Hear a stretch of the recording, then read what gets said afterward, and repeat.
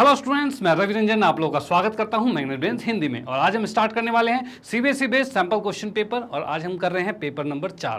भाई इससे पहले 3 पेपर हम कंप्लीट कर चुके हैं, जो कि कहा जाए कहते हैं मोस्ट इंपॉर्टेंट पेपर थे वो। ओके, और यहीं पर ये चौथा पेपर भी बहुत ही ज़्यादा इंपॉर्टेंट है, तो भाई इसमें भी आखिर तक बने रहिए, भाई मज़ा आने वाला है। और ये बिल्कुल आपके सीबीएसई के पॉइंट ऑफ व्यू से है, यानी इसके जो क्वेश्चन है बिल्कुल समझ लो कि मैच करेंगे आपके सीबीएसई बोर्ड के क्वेश्चन से। ओके, तो आखिर तक देखना बिल्कुल मत भूलना। तो चलो भाई स्टार्ट करते हैं इसको और देखते हैं भाई इसमें सबसे पहले जानेंगे इसके सामान्य निर्देश जो हैं। अब बोलोगे सर ये तो पिछली बार भी बताया था। तो कोई बात नहीं, आपको ये चीज़ें कहते हैं ना बिल्कुल ये पता होनी चाहिए, एग्जैक्ट कहीं भी कोई गलती नहीं चाहिए। मैं कहता खामखा की गलती तो बिल्कुल नहीं होनी चाहिए कि भाई यहाँ पर आप निर्देश के चक्कर में भी गलती कर बैठो। वहाँ मुझे पता है तुम भाई पहला पेपर उठा के पढ़ने तो वाले होनी, तो कम से कम यहाँ तो देख लो। चलो भाई ठीक है। अब यहाँ पर देखो इसमें क्या चीज़ है कि सबसे पहले बताना चाहिए भाई समय 2 घंटा मिलने वाला है और इस 2 घंटे का पूर्ण यूटिलाइज करना है भाई, पूरा उपयोग करना है इसका। ठीक है, और इसी के अंदर हमारे पास कुल 14 प्रश्न आने वाले हैं। चलो भाई ठीक है, 14 क्वेश्चन इसमें आने वाले हैं हमारे पास। हाँ जी ठीक है, और इसी 14 क्वेश्चन को 3 भागों में बांटा गया है। तो यहाँ पे क्या है, इसको 3 खंडों में बांटा गया है, जो कि क्या है अ, ब और स, यानी सेक्शन ए, सेक्शन बी और सेक्शन सी। ये 3 पार्ट्स में डिवाइड कर रखा है। अब इसमें देखें तो भाई खंड अ जो है मतलब सेक्शन ए जो है उसमें प्रश्न टोटल कितने हैं, तो 6 प्रश्न हैं उसमें। ठीक है, और प्रत्येक प्रश्न कितने नंबर का है, तो 2 मार्क्स के क्वेश्चन है। ठीक है, पहले 6 क्वेश्चन जो है वो सारे 2-2 नंबर के हैं। डन, चलो भाई ठीक है। उसके बाद खंड ब जो है, जो सेक्शन बी जिसे कहा जाए, उसके अंदर कुल प्रश्न क्या है, 4 प्रश्न है और जिसमें 3 अंक के क्वेश्चन प्रत्येक हैं, यानी कि कौन कौन से, 7वां, 8वां, 9वां, 10वां। ये 4 जो क्वेश्चन है वो चारों के चारों 3-3 मार्क्स के होने वाले हैं। डन, चलो भाई बहुत बढ़िया। उसके बाद क्या है, खंड स की बात करें तो इसमें है ये 4 अंकों का है। ठीक है ना। अब 4 अंकों का कितने क्वेश्चन है, तो इसमें भी आने वाले हैं टोटल 4 क्वेश्चन जो लिखे हुए हैं। कुल 4 प्रश्न हैं, जो चारों क्वेश्चन 4-4 मार्क्स के होने वाले हैं। डन, और इसी में 2 क्वेश्चन जो होंगे वो किस पे होंगे, केस स्टडी बेस्ड क्वेश्चन होंगे। भाई केस स्टडी के क्वेश्चन होंगे, वो 2 क्वेश्चन होने वाले हैं, यानी ये पूरे मिला जुला के हो गए 14 क्वेश्चन। ठीक है, डन। अब इसके बाद मैं आप लोगों को कहना चाहूँगी भाई इसके अंदर इसमें आपको कोई ऑप्शन नहीं है कि हाँ भाई 14 में से कोई एक क्वेश्चन छोड़ सको या 2 क्वेश्चन छोड़ सको, 14 में से कोई 12 ही कर लो, कोई बात नहीं, ऐसा नहीं है। आपको 14 के 14 क्वेश्चन करने होंगे और इसी के अंदर भाई आपको जो ऑप्शन मिलेंगे वो ये मिलेंगे, किसी एक क्वेश्चन में और करके ऑप्शन होगा, या करके, यानी एक ही क्वेश्चन में या फिर आप ये क्वेश्चन करो या फिर दूसरा क्वेश्चन करो। इस तरह से ऑप्शन में आपको दिया रहेगा, तो उनमें से आप चॉइस कर सकते हो, किसी एक क्वेश्चन को कर सकते हो। डन, चलो भाई बहुत बढ़िया। और उसके बाद क्या है, ऋणात्मक मूल्यांकन का प्रावधान नहीं है, यानी कि ऐसा नहीं है कि आप अगर कोई क्वेश्चन करते हो और वो गलत हो जाता है और जिसकी वजह से आपके सही वाले क्वेश्चन के नंबर काट लिए जाए, ऐसा बिल्कुल भी नहीं है। मैं आपको बस ये सलाह देना चाहूँगा कि भाई अगर आपको कोई क्वेश्चन आता है तब तो करना ही करना है, और अगर नहीं आता है तो भी उसको ट्राई करना है, जहाँ तक हो सके वहाँ तक ट्राई करना है। हो सकता है कुछ नंबर मिल जाए, भाई कुछ ना से सही कुछ तो सही आएंगे, तो ये चीज़ें भाई आ जाएगी। तो भाई बहुत बढ़िया है कि आपको नहीं भी आता तो भी क्वेश्चन करना है। डन। उसके बाद नेक्स्ट है कैलकुलेटर के प्रयोग की अनुमति नहीं है। भाई कैलकुलेटर वगैरह यूज़ नहीं कर सकते, कोई फर्रे यूज़ नहीं करते, कोई चिटिंग अलाउ नहीं है। ठीक है ना, तो इसके भरोसे बिल्कुल मत बैठना, पढ़ के जाओ, पढ़ लिया बहुत अच्छी बात है भाई, अच्छे नंबर इसी से आ जाएंगे। डन, चलो भाई ठीक है। आते हैं इसमें क्वेश्चन पर। ओके, तो स्टार्ट करते हैं इसके क्वेश्चन नंबर फर्स्ट है, जो खंड अ है, सेक्शन नंबर ए है, उससे हम स्टार्ट करते हैं, जो कि हमारे क्वेश्चन स्टार्ट होते हैं 2 नंबर के क्वेश्चन। ठीक है, तो इसमें 2 नंबर के क्वेश्चन में सबसे पहले दे रखा है भाई an का मान इतना है, 18वां पद ज्ञात करना है। ठीक है भाई, an मतलब ये nवां पद दे रखा है, इसमें 18वां पद निकालना है। तो भाई इसको करना है डायरेक्टली। कैसे, अब इसमें जरूरी नहीं आपको a निकालो, d निकालो, बहुत चीज़ निकालो, इतना नहीं घुसना इसमें। 18वां पद कहा है तो सीधे 18वां पद इसमें आ जाएगा। भाई कैसे आ जाएगा, तो देख लेते हैं भाई। a 18 ये हमें करना है, तो भाई 18 माइनस में 3 और बटे में 18 प्लस में 4 ये आ रखा है। ठीक है, यहाँ पर 18 आएगा और ये आ गया कितना, तो 18 में से 3 गया तो 15 बचा, और नीचे कितना है, तो 18 और 4 22 हो गया। ये चीज़ आ गई। डन, चलो भाई ठीक है। इसमें हम देख सकते हैं कुछ कट रहा है क्या, तो भाई 2 से कटा ये 11 आ गया, और 2 से कटा है तो ये 9 आ गया। अब इसको हम कर सकते हैं 9 से 15 को गुना कर देते हैं, तो कितना होगा, 15 दाएँ 150 होता है, 150 में से 15 घटा दें 135 आ जाएगा। यानी हम देख पा रहे हैं यहाँ पर 135 बटे में 11, भाई ये चीज़ हमारे पास आ चुका है। ठीक है, तो यानी हमने ज़्यादा कुछ नहीं किया भाई, 18 को उठा के इसमें n की जगह रख दिया है बस। तो भाई n की जगह 18 रखे, तो 18 जहाँ n है वहाँ 18 रखा है। ठीक है भाई, 18 माइनस 3 15 ही होता है, 18 का 18 क्या, नीचे 18 प्लस 4 22 होता है। डन, इसमें हमने जो कट रहा है वो काट दिया भाई, 2 से कट रहा था हमने काट दिया और गुना करके डन आंसर। कोई प्रॉब्लम वाली बात नहीं, सिंपल सा था। तो यहाँ पर ये आंसर आ चुका है भाई, 2 नंबर आपके कंप्लीट हो चुके हैं। फिर हम आते हैं नेक्स्ट क्वेश्चन पे। ओके, चलो भाई ठीक है। नेक्स्ट क्वेश्चन की बात करें तो यहाँ में देखा यदि x का मान 2 है, x का मान 3 है, उसको अगर आप इस समीकरण में रखते हो तब उस कंडीशन में k और m का मान क्या होगा, इसको निकालना है हमें। चलो भाई यहाँ आते हैं इसके अंदर। यहाँ पे हम देख सकते हैं भाई x का मान 2 भाई रखते हैं, x का मान 3 उसको रखते हैं, पहले 2 रखते हैं। तो हम क्या करेंगे, x बराबर 2 पर इसमें देखेंगे तब क्या होगा, तो यहाँ पर लिख सकते हैं 3 2 का वर्ग माइनस 2k और 2 आएगा प्लस में 2m आएगा और बराबर में 0 आ रहा है, ये चीज़ है। अब यहाँ पे लिख सकते हैं भाई 2 दूनी 4 तिया 12, 12 आ गया, तो हम यहाँ लिख सकते हैं भाई 12 आ गया, माइनस में ये 2 दूनी 4k आ गया और प्लस में 2m आ गया और बराबर में 0 आ गया, ये चीज़ आ चुकी है। डन, चलो भाई ठीक है। अब यहाँ पर इस 12 को उठा के दूसरी तरफ भेज देते हैं और ये क्या हो जाएगा भाई, इसको थोड़ा सा मैं ऐसे लिख सकता हूँ क्या, 2m माइनस 4k बराबर में माइनस 12। क्या ये समीकरण ऐसे बन सकती है, तो भाई बन सकती है, कोई दिक्कत नहीं। तो ये आगे पहली समीकरण। अब दूसरे की बात करते हैं, जब x बराबर में कितना है 3 है, तो उस कंडीशन में क्या हो जाएगा, तो 3 की घात 2 माइनस 2k और गुने में 3 प्लस में 2m बराबर में 0, ये चीज़ हो गया। अब 3 की घात 2 की बात करें तो 3 तिया 9 तिया 27 आएगा, तो भाई ये 27 आ गया, ठीक है। उसके बाद 3 दूनी 6k आ गया और यहाँ प्लस में 2m आ गया, ठीक है। इस 27 को उठा के दूसरी तरफ भेज सकते हैं, तो ये क्या हो जाएगा हमारे पास, तो हम लिख सकते हैं 2m माइनस 6k बराबर में माइनस 27, ये चीज़ हमारे पास आ चुके हैं भाई, ठीक है। भाई 2m है माइनस 6k और 27 को दूसरी तरफ भेज दिया, ये आ गया, ये समीकरण 2 आ गई है, ठीक है भाई।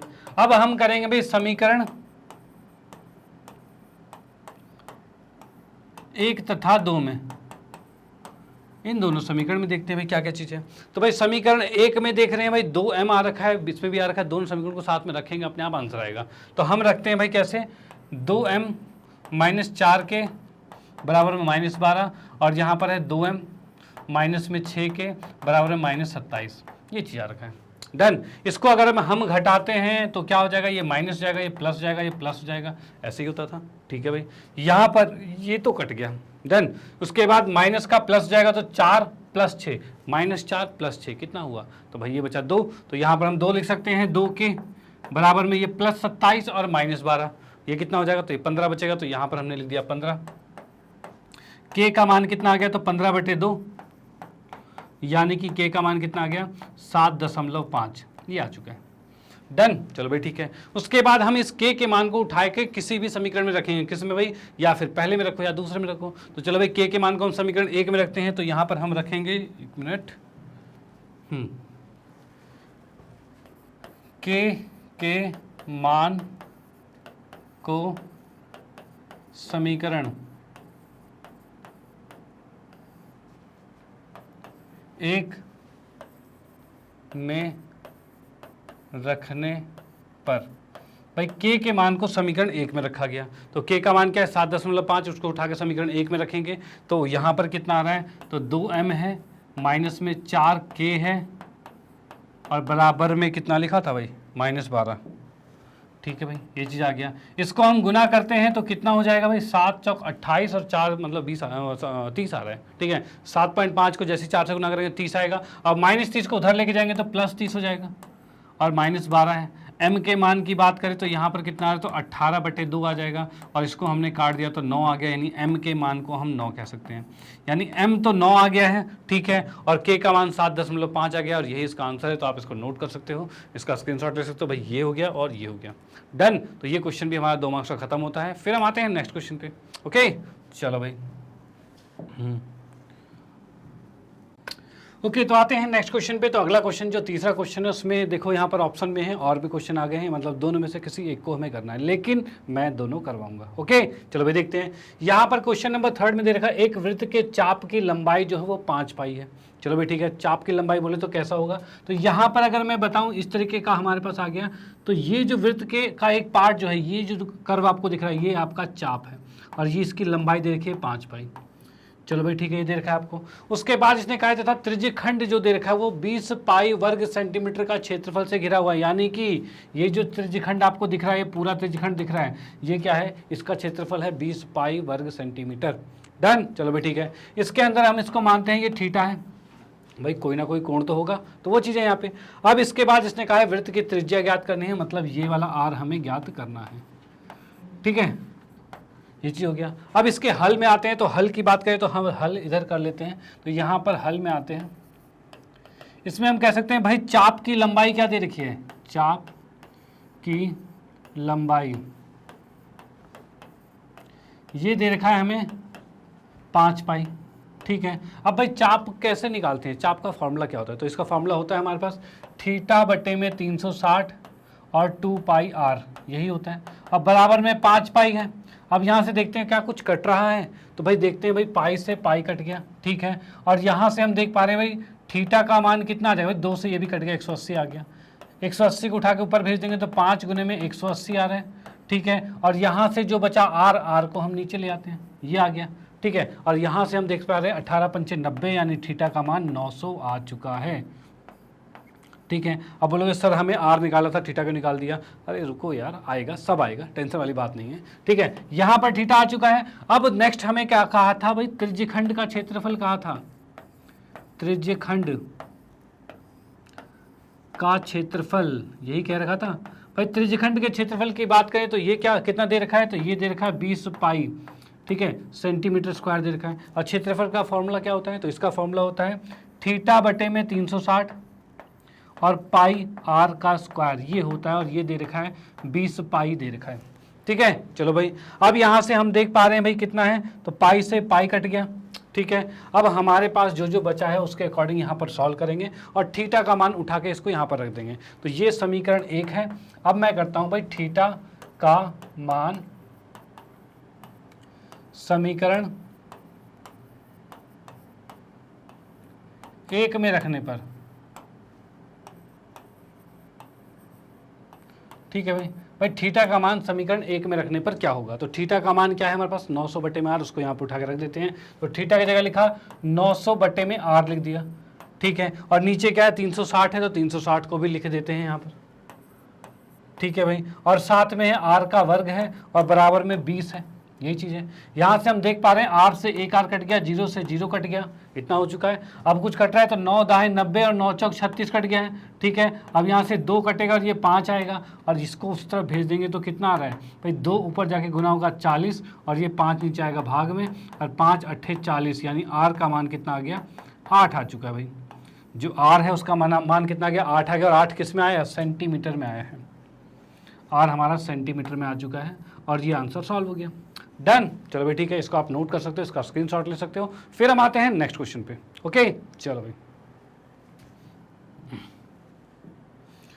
अगले क्वेश्चन की बात करते हैं, तो इसको पहले मैं इरेज कर देता हूं और सेकंड क्वेश्चन यहाँ पर जो सेकंड पार्ट है उसको पढ़ते हैं। तो इसमें क्या कह रहा है कि भाई किसी कार के 2 वाइपर हैं, वाइपर, कार का वाइपर ऐसे करता है भाई, साफ करता है वाइपर। चलो भाई ठीक है, इसने कह रखा है वाइपर है जो एक दूसरे पर कभी क्या क्या आच्छादित नहीं होते, मतलब ओवरलैप नहीं होते, एक के ऊपर दूसरा नहीं जाता, ठीक है। वो अपने अपने एरिया में ही सफाई करते हैं, ठीक है। चलो भाई, अब ये कह रहा है प्रत्येक वाइपर की पत्ती की लंबाई जो है 25 सेंटीमीटर। देखो एक वाइपर में बना देता हूँ, जो वाइपर कुछ इस तरीके से साफ कर रहा है, इस तरीके से कुछ साफ कर रहा है भाई, ऐसे साफ करता है, ठीक है। इसमें इसके जो पत्ती की लंबाई वो 25 है, तो भाई 25 लिख दिया हमने, ये भी ठीक है।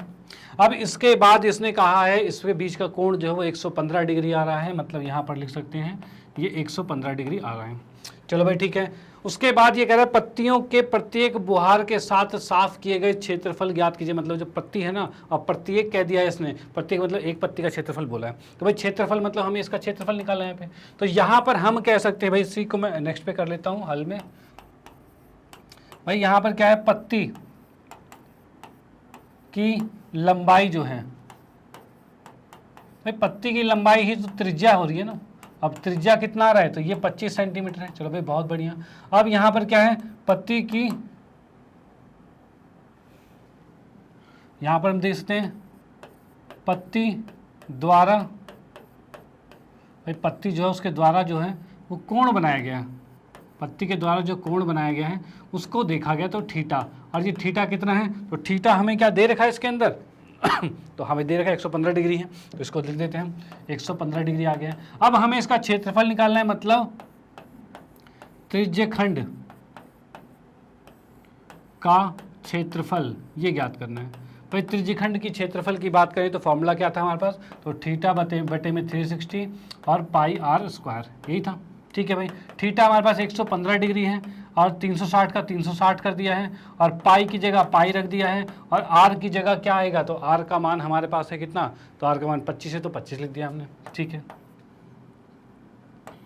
25 गुने में 25 आ गया है। ठीक है, ये आ गया हमारे पास। अब यहाँ से हम देखते हैं भाई क्या कुछ कट रहा है क्या, तो भाई 5 से मैंने इसको काटा, 5 दूनी 10, 5 तिया 15, 5 से इसको काटा, 5 सत्ते 35 और 5 दूनी 10, ये 72 आ गया। ठीक है, अब भाई 25 25 625 होता है, तो 23 गुने में 625 और पाई बटे में 72, ये चीज़ आ रहा है हमारे पास। ठीक है भाई, अब यहाँ पर क्या है भाई, इसको गुना करना पड़ेगा, तो भाई यहाँ गुना कर देता हूँ। इसको गुना किया तो 5 तिया 15 का 5 हाथ से ले, 3 दूनी 6 7 होगा, 6 तिया 18 होगा। ठीक है, 5 दूनी 10, 2 दूनी 4 1 5, 6 दूनी 12, ये आ रहा है 5 7 8 5 13 का 3 हासिल 1 4 1, ये आ रहा है, मतलब 1 4 3 7 5 और पाई बटे में 72।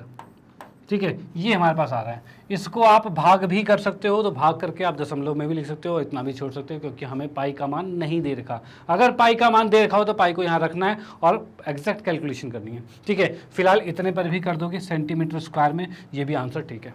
डन, तो इसको आप नोट कर सकते हो। फिर हम आते हैं नेक्स्ट क्वेश्चन पे।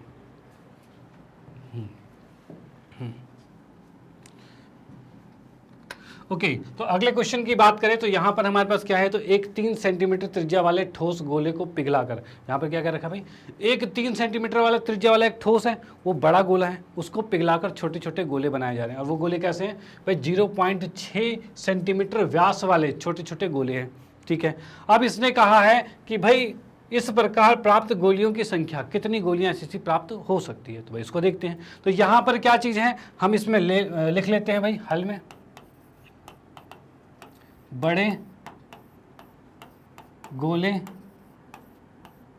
की त्रिज्या, भाई बड़े गोले की त्रिज्या, इसको मैंने बड़ा आर मान लिया और ये दे रखा है 3 सेंटीमीटर। ठीक है, ये भाई 3 सेंटीमीटर दे रखा है, 3 लिख दिया हमने। उसके बाद छोटे गोले की बात करें तो छोटे गोले की त्रिज्या, इसको छोटा आर मान लिया है और ये कितना दे रखा है, देखो व्यास दे रखा है यहाँ पे, यहाँ 0.6 सेंटीमीटर व्यास दे रखा है, तो इसको हम रखेंगे तो इसकी त्रिज्या इसका आधा हो जाएगा। तो आधा करेंगे तो क्या आएगा भाई, 0.6 का आधा मतलब 0.3 आएगा, इतने सेंटीमीटर आ चुका है। चलो भाई बहुत बढ़िया। अब उसके बाद क्या है, हम लिखेंगे भाई छोटे गोले की संख्या, इसको हमने मान लिया है n। ठीक है, माना भाई, माना है हमने इसको n। ठीक है, अब देखो मेन मुद्दा क्या है कि भाई बड़ा वाला जो गोला है उसको पिघला कर ही छोटा बनाया गया, मतलब दोनों का आयतन सेम होना चाहिए। ठीक है, जब दोनों का आयतन सेम है तो दोनों के आयतन को सेम लिख देते ना यहाँ पे, तो भाई हम लिखेंगे बड़े गोले का आयतन बराबर में आएगा n गुने में छोटे गोले का आयतन।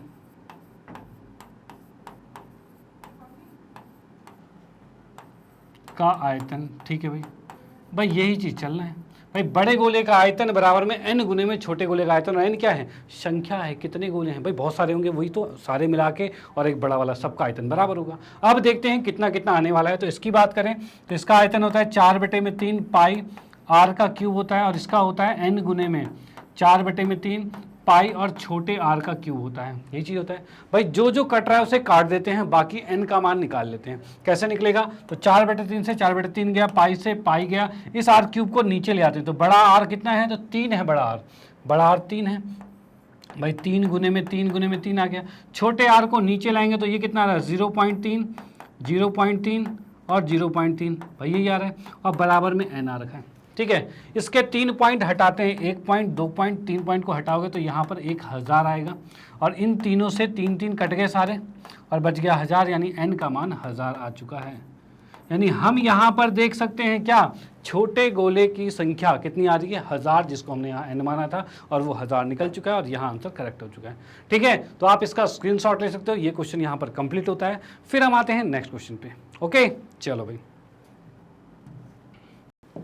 अगला क्वेश्चन जो दे रखा है, एक ठोस अर्धगोले पर स्थित एक शंकु के आकार का है। ठीक है भाई, अर्धगोला है, उसके ऊपर एक शंकु का आकार लगा दिया गया है, ठीक है भाई, जिसकी त्रिज्याएं कितनी है, 1 सेंटीमीटर है। मतलब शंकु की त्रिज्या और जो अर्धगोला है उसकी त्रिज्या, दोनों की त्रिज्या क्या है, 1 ही सेंटीमीटर है। अब क्या रखा है, तथा शंकु की ऊंचाई उसकी त्रिज्या के बराबर है, यानी जो त्रिज्या है वही ऊंचाई है, मतलब कितना हो गया, 1 ही हो गया। डन, चलो भाई ठीक है। उसके बाद इसने कहा है इस ठोस के आयतन पाई के पदों में ज्ञात कीजिए, मतलब पाई में आंसर निकालना है। अब मैं यहाँ पे करना चाहूँ तो इसमें हम लिख सकते हैं भाई क्या, ये हमारा कुछ इस तरह से फिगर बन जाएगा, ये अर्धगोला बना, उसके ऊपर एक शंकु बन गया। यहाँ पर हमने क्या देखा भाई, इसकी त्रिज्या जो है वो 1 सेंटीमीटर है और शंकु की ऊंचाई उसकी त्रिज्या के बराबर है, यानी ये अगर 1 का है, ठीक है, तो ये भी 1 का है, ये दे रखा है। यानी इसमें हल में अगर मैं आता हूं तो यहां लिख सकते हैं भाई क्या, शंकु की ऊंचाई कितना हो जाएगा, ये इसको h माना और ये आ जाएगा 1 सेंटीमीटर, इसको नीचे लिख देते हैं, h मान लिया और ये लिख लिया 1 सेंटीमीटर। चलो भाई बहुत बढ़िया, शंकु की ऊंचाई 1 सेंटीमीटर होगी। उसके बाद हम क्या लिख सकते हैं भाई, यहां पर शंकु की त्रिज्या जो है, ठीक है, ये r माना और ये भी है 1 सेंटीमीटर। चलो भाई ये भी बहुत बढ़िया, ये आ गया। अब हमें निकालना है क्या, हमें निकालना है इस ठोस का आयतन निकालना है, पूरे का आयतन निकालना है। अब आयतन कैसे निकालेंगे, तो हम यहाँ क्या करेंगे, ठोस का आयतन,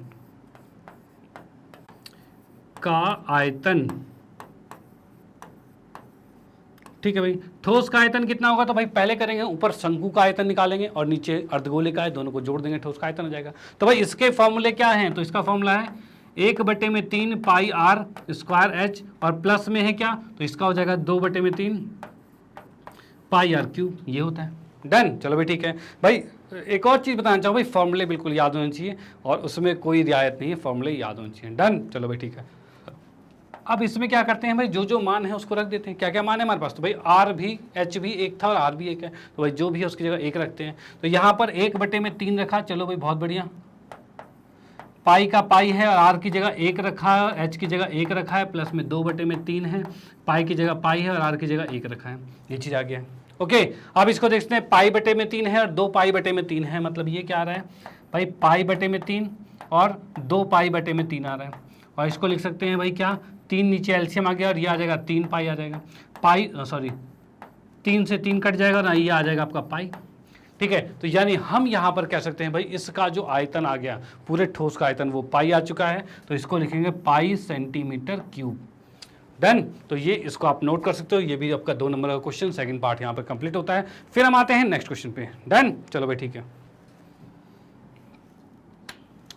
हाँ जी, तो अगले क्वेश्चन की बात करें तो इसमें लिखा है निम्न आंकड़ों से माध्यिका ज्ञात कीजिए। भाई निम्न जो आंकड़े दे रखे हैं इसका माध्यिका निकालना है, तो माध्यिका कैसे निकलेगा वो देख लेते हैं। तो यहाँ पर ये क्या है, ये तो भाई वर्ग अंतराल है, क्लास इंटरवल CI कहते हैं, और ये आपका क्या है, ये FI है, तो इसको हम FI कह सकते हैं, जो कि है विद्यार्थियों की संख्या, ये दे रखा है। अब इसकी निकालनी है, माध्यिका निकालनी है, तो दोनों को पहले लिख लेते हैं, कैसे लिखा जाएगा।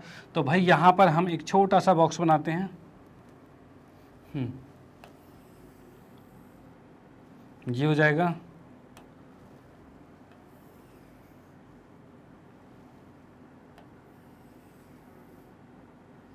ये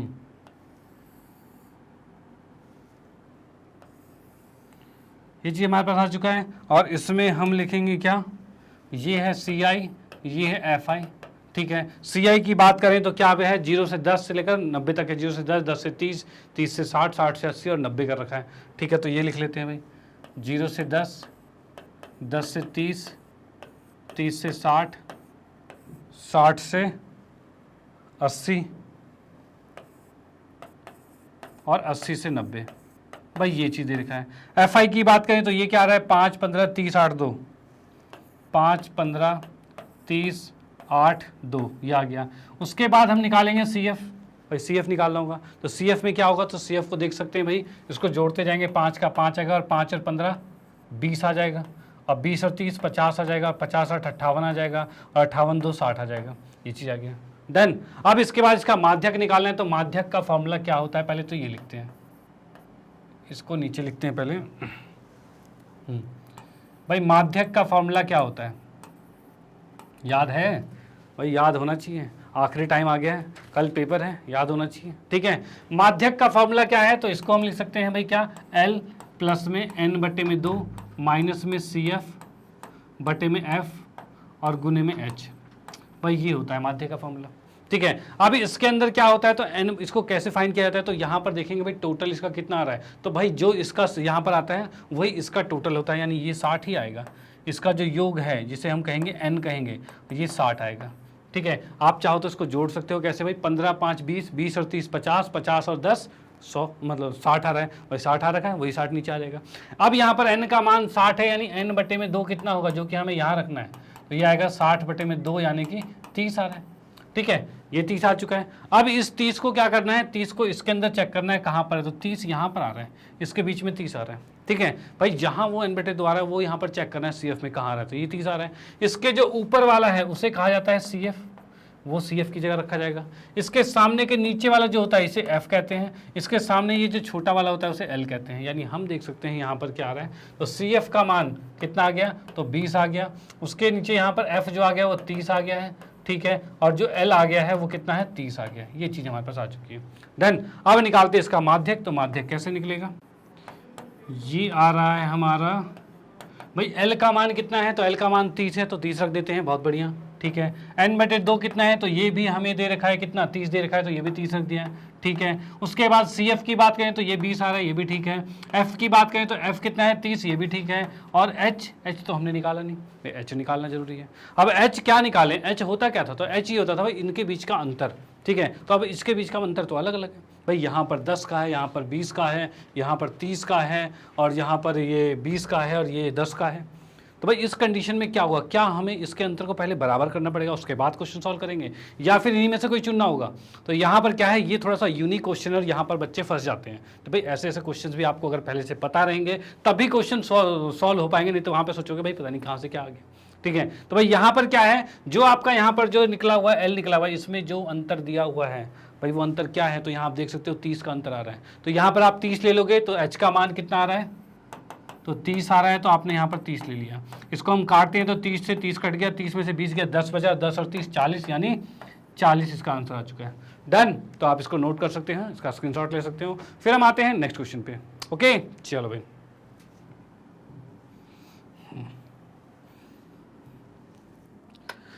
हाँ भाई, तो नेक्स्ट क्वेश्चन की बात करें तो यहाँ लिखा है द्विघातीय समीकरण हमारे सामने ये दे रखा है, इसमें के कई ऐसे मान ज्ञात कीजिए कि उसके मूल वास्तविक तथा बराबर हैं।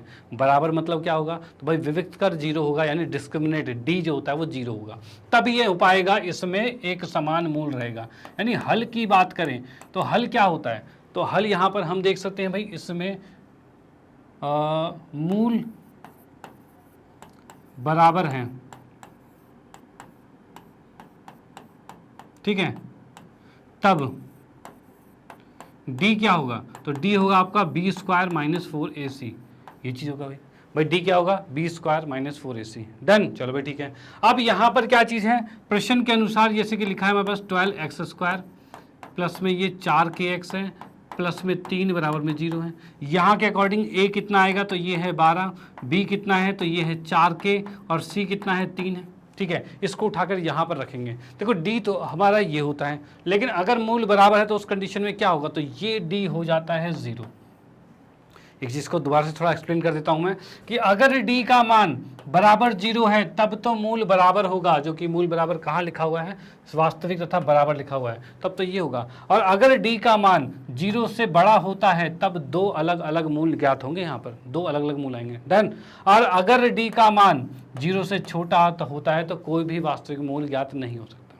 ठीक है, यहाँ पर क्या हो गया, तो बराबर वास्तविक मूल ज्ञात होंगे। यहाँ पर बड़ा अगर 0 से बड़ा है, इसका मतलब क्या है कि 2 अलग अलग वास्तविक मूल ज्ञात होंगे, और यहाँ पर जो भी वो मूल ज्ञात होगा वो वास्तविक नहीं होगा, अवास्तविक होगा। ठीक है, चलो भाई अब इसी को यहाँ पर रखते हैं और k का मान निकालेंगे। भाई कैसे निकलेगा, तो b का मान 4k है, तो 4k रखा यहाँ पे। ठीक है, -4 है, a कितना है 12 है, और c कितना है 3 है, और इसके बराबर में 0 है। ये चीज़ आ गया। इसको उठा के दूसरी तरफ भेज देंगे तो यहाँ कितना हो जाएगा, ये भाई आ गया 4k का वर्ग आ गया, बराबर में इसको उधर भेजा तो 4 गुने में 12 गुने में 3 आ गया है। और यहाँ की बात करें तो इसको अगर मैं वर्ग को हटाता हूँ तो ये 4 का वर्ग है और k का वर्ग है, ठीक है, ये चीज आ रहा है। अब क्या क्या कट रहा है यहाँ पे, तो 4 से 2 वर्ग कट गया और 4 तिया 12 कट गया। अब हम देख पा रहे हैं भाई k का वर्ग कितने के बराबर है, तो यहाँ पे 3 के वर्ग के बराबर है भाई, ये आ गया। अब यहाँ से हम कह सकते हैं k का मान 3 हो गया और ये आंसर कंप्लीट, भाई k का मान 3 आ चुका है, डन। तो भाई k का मान 3 आ चुका है, मूल हमारे आ चुके हैं, मूल जो बराबर है वो 3 आ चुका है और यही चीज़ हमें निकालना था। ओके, तो आप इसका स्क्रीनशॉट ले सकते हो, इसकी कोई ज़रूरत नहीं है, इसका स्क्रीनशॉट लीजिए। फिर हम आते हैं नेक्स्ट क्वेश्चन पे। ओके, तो यहाँ पर हमारा जो हमारा सेक्शन ए है वो यहाँ पर समाप्त होता है और अब आते हैं हम सेक्शन बी पे, यानी 3 मार्क्स के क्वेश्चन पे। हाँ जी, तो यहाँ पर क्या है, देखो सेक्शन बी स्टार्ट हो रहा है जो कि 3 मार्क्स के प्रत्येक क्वेश्चन है और ये 4 क्वेश्चन जो आएंगे वो 3 मार्क्स के ही आने वाले हैं। तो देखते हैं भाई किस किस तरह के क्वेश्चन हैं यहाँ पर। तो यहाँ हम देख पा रहे हैं भाई 3 सेंटीमीटर त्रिज्या का एक वृत्त खींचे, ठीक है भाई। वृत्त के केंद्र से 5.5 सेंटीमीटर की दूरी पर एक बिंदु P ले और बिंदु P से वृत्त की 2 स्पर्श रेखाएं खींचे, यानी हमें इसकी रचना करनी है। तो रचना कैसे होगा, तो इसमें हम यहाँ पे आ जाते हैं। भाई यहाँ पर क्या चीज़ है हमारे पास, भाई दे रखा है 3 सेंटीमीटर वृत्त का एक त्रिज्या खींचना है, त्रिज्या का वृत्त खींचना है। तो यहाँ से हम क्या करते हैं, एक वृत्त खींच लेते हैं।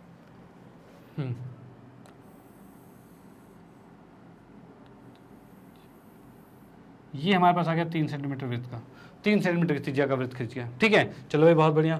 अब उसके बाद क्या करना है भाई, इसने कहा है वृत्त के केंद्र से 5.5 सेंटीमीटर की दूरी पर क्या करना है, एक बिंदु लेना है P। भाई वृत्त का केंद्र पहले ले लिया हमने, तो केंद्र क्या आएगा, तो केंद्र तो हमारा ये आ गया, ठीक है। इससे 5.5 दूरी पर, मतलब 1 2 3 4 5 यहाँ पर बिंदु आ जाएगा, ठीक है। यहाँ पर 5.5 दूरी पर हमने एक वहाँ से एक बिंदु ले लिया है, ठीक है। और यहाँ से हमें स्पर्श रेखा खींचनी है ऊपर और नीचे, ये 2 स्पर्श रेखाएं खींचनी है। ओके, कैसे खींची जाएगी, तो यहाँ से पहले हम इस रेखा, इसको पॉइंट को यहाँ से ज्वाइन करेंगे और इसके नाम रख देंगे। तो ये ओम नाम है और इस पॉइंट का नाम दे रखा था शायद, कितना हमें P बिंदु है, ठीक है, तो P बिंदु है, ठीक है। यहाँ से हमें स्पर्श रेखा इस वृत्त पर खींचनी है, उसके लिए क्या करना होगा, तो उसके लिए हमें करना पड़ेगा इसका लंब समद्विभाजक करना पड़ेगा। तो वो कैसे करते हैं, तो भाई यहाँ पर क्या चीज़ है, यहाँ पर हम इसमें आधे से ज़्यादा प्रकार खोलेंगे और एक कट ऊपर मारा हमने, ठीक है, और एक कट नीचे मारा। भाई यहाँ से एक कट उधर, एक कट इधर मारा, फिर यहाँ से पॉइंट लिया, एक कट ऊपर एक कट नीचे मारेंगे, मतलब यहाँ से एक कट यहाँ आ रहा है और एक कट यहाँ आ रहा है, ठीक है, इस तरह से मार दिया। अब उसके बाद हम इन दोनों पॉइंट से लाइन ज्वाइन करेंगे और यहाँ से लाइन ज्वाइन जो हो रही है वो कुछ इस तरह से ज्वाइन हो जाएगी, ठीक है। तो ये रेखा जो आ गई वो P और O का लंब समद्विभाजक आ चुका है। ओके, चलो भाई बहुत बढ़िया। उसके बाद हमें इसको केंद्र मानकर P पर प्रकार रखकर और ऐसे गोल पूरा घुमाना है, ठीक है, और इससे एक वृत्त खींच जाएगा। और यहाँ से हम कह सकते हैं कुछ इस तरीके का वृत्त आ जाएगा, जो कि हमने कैसे खींचा है, यहाँ पर केंद्र रखकर इस तरह से गोल घुमा के खींच दिया उसको, डन। अब ये वृत्त जहाँ जहाँ पर कट कर रहा है वहीं पर इस बिंदु से लाइन खींच देनी है और जैसी रेखा खींच दोगे और वही इसकी स्पर्श रेखा आ जाएगी। यानी हम कह सकते हैं यहाँ पर क्या आ गया, इससे हमने एक रेखा ये खींची है, इससे हमने एक रेखा ये खींची है, ठीक है, और ये आ चुका है, डन। अब इसमें हम इसका नाम लिख देते हैं, जो कि हमने कर दिया Q और R। यहाँ पर हम देख सकते हैं PQ और PR जो है 2 स्पर्श रेखाएं खींची जा चुकी है। और हमें इसमें क्या निकालना था भाई, इसमें यही कह रखा था भाई 3 सेंटीमीटर त्रिज्या वाले एक वृत्त खींचे, वृत्त के केंद्र से 5.5 सेंटीमीटर दूरी पर एक बिंदु P लो और बिंदु P से वृत्त पर 2 स्पर्श रेखाएं खींचे, और ये हमने कर दिया। और यहाँ पर हम लिख सकते हैं क्या कि PQ तथा PR 2 वृत्त के स्पर्श रेखाएं हैं, ठीक है, डन। तो आप इसका स्क्रीनशॉट ले सकते हो। यहाँ पर ये क्वेश्चन कंप्लीट होता है। फिर हम आते हैं नेक्स्ट क्वेश्चन पे। ओके, चलो भाई,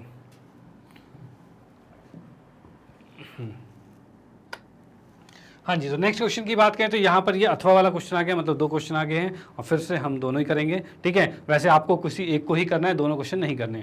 ओके, तो यहाँ हम देख पा रहे हैं जमीन से 4000 मीटर की ऊंचाई पर उड़ता हुआ एक हवाई जहाज जब एक दूसरे जहाज के ठीक ऊपर से गुजरता है, ठीक है, उस समय जमीन पर स्थित एक ही बिंदु से उनके उन्नयन कोण 60 डिग्री और 45 डिग्री पर है। उस स्थिति में दोनों जहाज़ों के बीच का ऊर्ध्वाधर ऊंचाई ज्ञात करनी है। अब ये कहना ये चाहता है कि एक जहाज ऊपर उड़ रहा है और एक जहाज नीचे उड़ रहा है, ठीक है भाई। इसको मैंने एक लाइन खींच दी ऐसे, डन। एक जहाज यहाँ पर उड़ रहा है, एक जहाज यहाँ उड़ रहा है। भाई जमीन से एक बंदा है जो इन दोनों जहाज को ऑब्जर्व कर रहा है, देख रहा है, ठीक है भाई, इसने पहले यहाँ देखा और फिर यहाँ देखा। इसने देखा जब पहले वाले ऊपर वाले जहाज को देखा तो ये कितने डिग्री था, तो ये 60 डिग्री था, ठीक है। और जब नीचे वाले को देखा तो ये 45 डिग्री था। ये दो हो गए, ठीक है। अब इसने ये कहा है 4000 मीटर, जमीन से 4000 मीटर ऊंचाई पर उड़ता हुआ हवाई जहाज, मतलब यहाँ पर क्या है, इसके पूरे की ऊंचाई जो है वो 4000 मीटर है। ये पूरा आ गया है, ठीक है भाई, ये पूरा जो है 4000 का है। डन। अब ये देखो क्या चीज़ है, नीचे से जब ऊपर देख रहा है तो पूरा 4000 का। अब नीचे वाले का नीचे की ऊंचाई हमें नहीं पता, लेकिन हमें बताना है दोनों जहाज़ों के बीच की दूरी, मतलब ये हमें ज्ञात करना है, ठीक है भाई। चलो भाई ये चीज़ हो गया। अब इसमें क्या करना है, वही रखा है, उस स्थिति में दोनों जहाज़ों के बीच का और ऊर्ध्वाधर ऊंचाई, मतलब दोनों जहाज़ों के बीच, यानी वो एक्स हमें ज्ञात करना है। ओके, तो यहाँ पर हम देखते हैं भाई, एक मिनट,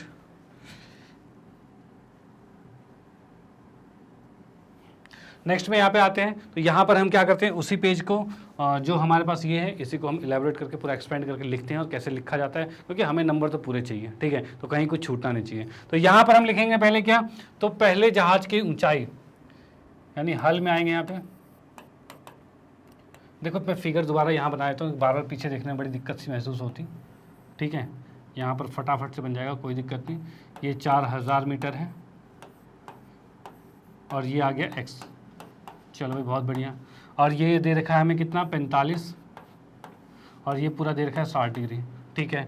ये हमारे पास P हो गया, Q हो गया, R हो गया और ये S हो गया। ये चीज़ हमारे पास आ गई। डन। अब यहाँ पर हम क्या कहेंगे भाई, यहाँ पर हम कहेंगे जहाज, पहले जहाज की ऊंचाई, पहले जहाज की ऊंचाई, ठीक है। और इसको हमने ले लिया क्या भाई, ये है RQ और ये हमें दे रखा है 4000 मीटर, ठीक है भाई। उसके बाद क्या है, माना दोनों जहाज की के बीच अंतर या बीच दूरी कितनी है, ये तो ये हमने देख रखा है RS है और इसको मान लिया है X, ठीक है भाई। ये x आ गया भाई, RS जो हो गया वो x आ गया और x को हमने मान लिया है। डन। चलो भाई ठीक है। अब इसमें हम इसके हल में आते हैं, तो दोनों त्रिभुजों को लेंगे। पहले कौन कौन से त्रिभुज भाई, ये अगर x है तो पूरा 4000, तो इसको क्या कहेंगे, ये आएगा 4000 माइनस एक्स, ये आएगा, ठीक है। ये 4000 माइनस एक्स आएगा और ये x आएगा। डन, ठीक है भाई। हम आते हैं त्रिभुज कौन सा वाला, PQS में। PQS में भाई त्रिभुज हमने लिया PQS और इसमें देखते हैं भाई क्या होगा। तो यहाँ की बात करते हैं, तो यहाँ पे हम देख सकते हैं भाई 45 डिग्री लेंगे। भाई 10 ही क्यों लिया हमने, क्योंकि हमें लंब और आधार की जरूरत है, कर्ण का कोई जरूरत नहीं है, ठीक है। तो लंब और आधार हमने किया, तो ये आ गया 10 45 और इसको लिखा जा सकता है SQ बटे में PQ लिखा जा सकता है। अब भाई 10 45 एक होता है और SQ का मान है 4000 माइनस एक्स और PQ को PQ ही रहने दिया और इसको उठा के उधर भेज देंगे। तो इसको उठा के इधर भेज देंगे तो ये हमारा P और Q अगले स्टेप में कर देते हैं, कोई दिक्कत वाली बात नहीं है, खाम का आप कंफ्यूज हो गए। PQ बराबर में 4000 माइनस में x आ गया, ये आ गई पहली समीकरण, ठीक है। उसके बाद आते हैं सेकंड वाले पे, तो दूसरे वाले की बात करते हैं। तो त्रिभुज कौन सा लेंगे, तो बड़ा त्रिभुज ले लेते हैं। अब बड़े त्रिभुज में क्या होगा, PRQ ये त्रिभुज आता है। तो यहाँ की बात करते हैं त्रिभुज PRQ में, और इसमें भी लंब और आधार की ही बात है, तो लंब और आधार को लेके चलेंगे। तो क्या आ रहा है भाई 1060 डिग्री आएगा, मतलब 1060 डिग्री, ये 1060 आ गया और इसके बराबर में आ जाएगा भाई RQ बटे में PQ, ये आ रहा है, ठीक है भाई। अब इसकी बात करें 1060 कितना आ रहा है, RQ बटे में PQ, RQ बटे में PQ और इसको रख देते हैं मान। तो 1060 का मान होता है √3 और RQ आ रहा है 4000 मीटर, ठीक है। और PQ कितना आ रहा है, PQ है। डन। इस PQ को उठा के इधर भेजेंगे तो कितना हो जाएगा, तो ये आ जाएगा भाई PQ बराबर में आ जाएगा 4000 बटे में √3, इतने मीटर आ रहे हैं, ठीक है। ये दूसरा आ गया और ये पहला आ गया, पहला कहाँ गया, ये आ गया। अब दोनों में देखो PQ ही ये है और PQ ही ये है, दोनों यही है। अब यहाँ से हम क्या निकालेंगे, हमें तो फाइनली x निकालना था, तो हम इन दोनों समीकरण को जब साथ में रखेंगे तो हम कहेंगे भाई ये राइट वाला भी राइट के बराबर होगा, ठीक है। तो हम लिखेंगे यहाँ पर समीकरण 1 तथा 2 में, यहाँ P लिखा है में, इसमें देखते हैं भाई क्या होगा। तो यहाँ से हम लिख सकते हैं भाई 4000 माइनस एक्स बराबर में 4000 बटे में √3 ये आ रहा है। ठीक है, इस √3 को उठा के इधर भेजेंगे तो क्या हो जाएगा, ये हो जाएगा 4000 √3 माइनस एक्स √3 बराबर में 4000 आ रहा है। ठीक है, इसमें क्या करेंगे, इस एक्स √3 को उधर भेज देंगे तो ये आ जाएगा भाई क्या, एक्स √3 आ गया, और ये इस साइड आ जाएगा तो ये आ जाएगा 4000 √3 माइनस में 4000 आ जाएगा। ठीक है, और यहीं से हम कह सकते हैं भाई एक्स √3 बराबर में कितना आएगा, तो इसमें से 4000 कॉमन आ रहा है, तो हमने 4000 को कॉमन ले लिया और ये आ गया √3 माइनस में 1 आ गया। भाई कितना आ गया, 4000 कॉमन लेती है, √3 माइनस में 1 आ गया, और इस √3 को उठा के नीचे लिखा जा सकता है, तो इसको मैं यहाँ से उठा के नीचे लिख सकता हूँ। और याद रखना, नीचे कभी अपरिमेय संख्या नहीं होती है, और जब भी अगर नीचे अपरिमेय संख्या आपको दिख जाए तो उसका परिमेयीकरण जरूर कर देना। अब परिमेयीकरण क्या चीज़ है, तो ये हो जाएगा √3 बटे में √3 होगा। ठीक है, √3 को √3 से गुना किया तो ये 3 आ जाएगा, नीचे ऊपर कितना है तो ये √3 ही है, तो 4000 लिख दिया हमने, √3 को अंदर गुना किया तो ये 3 माइनस में √3 आएगा, और इतने मीटर आ गया है एक्स का मान। भाई एक्स का मान इतने मीटर आ चुका है। डन, यानी हम कह सकते हैं दोनों जहाज़ों के बीच की जो दूरी थी वो इतनी थी। ओके, चलो भाई ठीक है, और यही चीज़ हमें यहाँ पर सॉल्व करनी थी, और इसका आंसर आ चुका है कि वो सॉरी इसका आंसर कि जहाज़ों के बीच का ऊर्ध्वाधर ऊंचाई कितनी है, तो वो हमारी इतनी आ चुकी है। डन, तो आप इसका स्क्रीनशॉट ले सकते हो, और फिर हम आते हैं नेक्स्ट क्वेश्चन पे, अगले क्वेश्चन को करते हैं। ठीक है, तो यहाँ पर हमने भी एक क्वेश्चन देख लिया भाई, ऊपर में यहाँ पर एक्स कैसे निकाला जाएगा।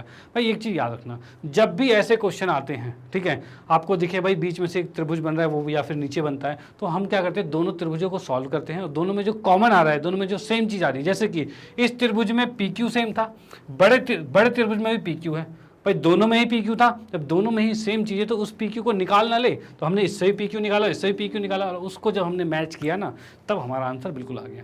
ठीक है, तो आपको ये देखना है कि कौन सी साइड मैच कर रही है दोनों ट्राइंगल की। ठीक है, दोनों त्रिभुज को लेना है और कौन सी भुजा मैच कर रही है उसको किया, उसके अकॉर्डिंग सॉल्व हो जाएगा। डन, तो इसका स्क्रीनशॉट आपने ले ही लिया है, फिर हम आते हैं नेक्स्ट क्वेश्चन पे। अगला क्वेश्चन है, दो मीनारों के बीच की क्षैतिज दूरी जो है वो कितनी है, 140 मीटर है। चलो भाई ठीक है, दूसरी मीनार के शीर्ष से पहले मीनार के शीर्ष का उन्नयन कोण 30 डिग्री है, और यदि दूसरे मीनार की ऊंचाई 60 मीटर है तो पहले मीनार की ऊंचाई कितनी होगी। अब इसने देखो क्या कहा गया है कि भाई एक मीनार तो छोटी है और एक मीनार ऊंची है। ठीक है भाई, ये चीज़ दे रखी है इसने। अब इसने कहा मीनारों के बीच की क्षैतिज दूरी मतलब ये चीज़ दे रखी है, ये वाली है 140, या फिर आप इसको कह सकते हो 140 है। ठीक है, नीचे लिख लेते हैं, ऊपर क्यों लिखेंगे, नीचे लिख लेते हैं। ये क्या है, इन दोनों मीनारों के बीच की दूरी कितनी, 140 है। डन, चलो भाई ठीक है। अब इसने क्या कहा है भाई, दोनों मीनारों के बीच की क्षैतिज दूरी तो 140 हो गई, और दूसरी मीनार के शीर्ष से पहले मीनार के शीर्ष का उन्नयन कोण कितना है, 30 डिग्री है। तो भाई दूसरी मीनार मान लो, सेकंड मीनार ये है, फर्स्ट मीनार ये है। ठीक है, दूसरी मीनार के शीर्ष से पहले मीनार के शीर्ष का उन्नयन कोण, मतलब यहाँ से इसका उन्नयन कोण कितना दे रखा है, 30 डिग्री दे रखा है। बहुत बढ़िया। अब इसने कहा यदि दूसरी मीनार की ऊंचाई 60 मीटर है, दूसरी मीनार की ऊंचाई मतलब ये ऊंचाई 60 मीटर दे रखी है आपको। ठीक है, चलो भाई बहुत बढ़िया।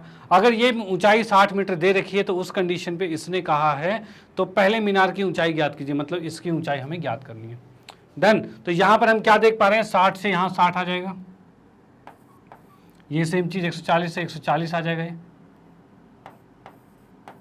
भाई ये चीज़ हम देख सकते हैं, भाई 60 है तो ये भी 60 हो जाएगा, इतनी चीज़, और ये 140 है तो ये भी 140 होगा, इतनी चीज़। ठीक है, अब इसमें हमें निकालना है दूसरे मीनार की ऊंचाई, मतलब 60 प्लस में x निकालना होगा, यही निकालना होगा। तो हम इसके नाम दे देते हैं। पहले तो नाम क्या है, A, B, C और D, ये नाम हमने दे दिया। ओके, अब यहाँ से हम देख सकते हैं क्या चीज़, भाई ये x का है, ठीक है, और ये 140 है, तो क्या होगा, तो हम देख पा रहे हैं भाई tan थीटा लग रहा है, लंब बटे में आधा tan थीटा लग रहा है, तो हम यहाँ पर tan थीटा लगा देते हैं। तो यहाँ पर हम क्या कर सकते हैं भाई, आते हैं दूसरे पे ही,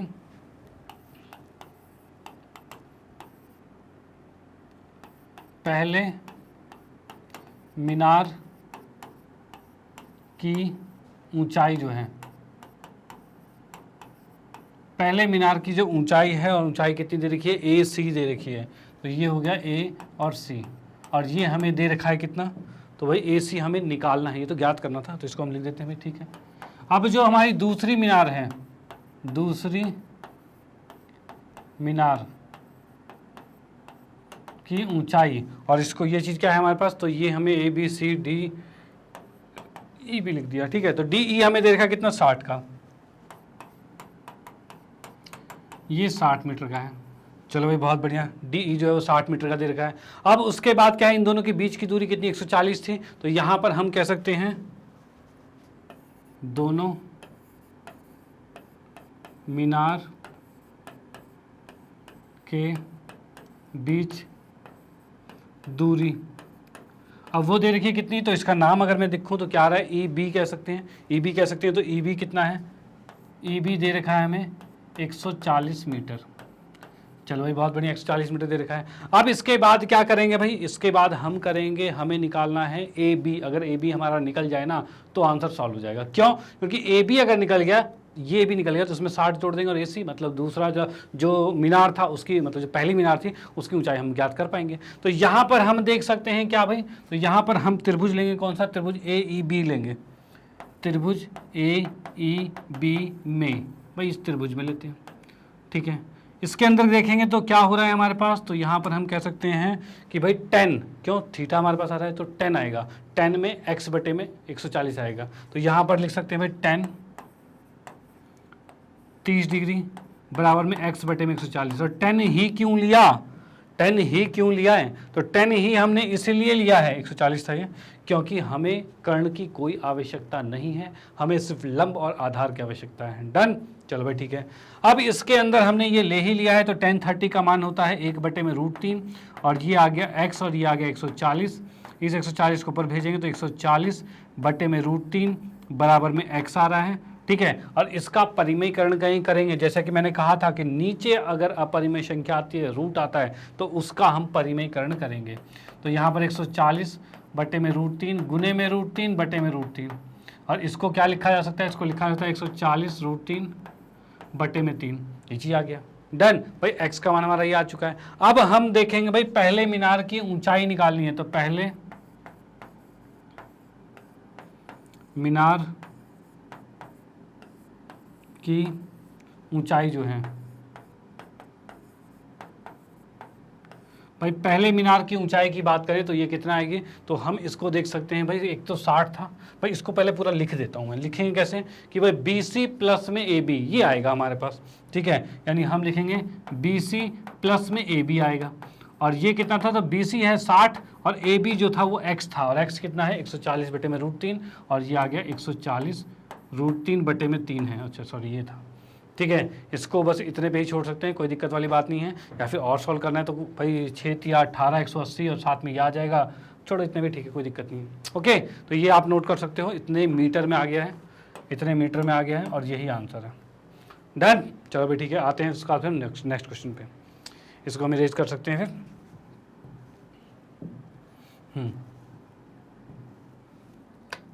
ओके, तो अगले क्वेश्चन की बात करें, जो सेक्शन बी का ही 9वां क्वेश्चन है। 9वें क्वेश्चन में क्या कह रखा है कि भाई समांतर श्रेणी जो है, जो समांतर श्रेणी है, इसमें 3 8 13 बढ़ते बढ़ते 253 में आ चुका है। ठीक है भाई, अंतिम पद से 20वां पद याद करना है भाई, पीछे से 20वां पद याद करना है, याद रखना कहाँ से, पीछे से 20वां पद। ठीक है, अब पीछे से 20वां पद याद करना है, तो यहाँ पर क्या होगा भाई, कैसे सॉल्व होगा, तो यहाँ पर हम देख सकते हैं भाई प्रथम पद जो है वो 3 है।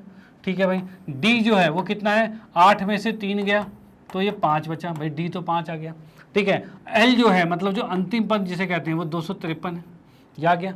ठीक है, अब उसके बाद हमें निकालना है 20वां पद, वो भी कहाँ से, अंतिम से। तो हम लिखेंगे क्या, अंतिम से 20वां पद, भाई पीछे से 20वां पद ज्ञात करना है। ठीक है, तो ये कैसे निकलेगा, तो इसका फॉर्मूला होता है L प्लस में n माइनस में 1 गुने में D, और ये प्लस नहीं माइनस होता है, ये फॉर्मूला होता है अंतिम से निकालने का। भाई फॉर्मूले आपको पता होने चाहिए। ठीक है भाई, अंतिम से निकालने का फॉर्मूला ये होता है। यहाँ पर हम देख सकते हैं भाई L कितना है, तो ये L लास्ट टर्म था, अंतिम पद था, जैसे 253 आ गया। ठीक है, माइनस में n-1 मतलब 20 में से 1 गया, और गुने में D कितना है, तो D हमारे पास 5 दे रखा है, तो उस 5 को भी लिख लेंगे। ठीक है भाई, ये आ गया। इसमें हम देख पा रहे हैं भाई 253 तो ठीक है, और ये 19 पंचे कितना होता है, तो 19 पंचे हो जाएगा 5 दूनी 10 95 होता है, तो हम 95 कर देते हैं इसको। ठीक है, 253 में से 95 गया तो ये आ रहा है 158।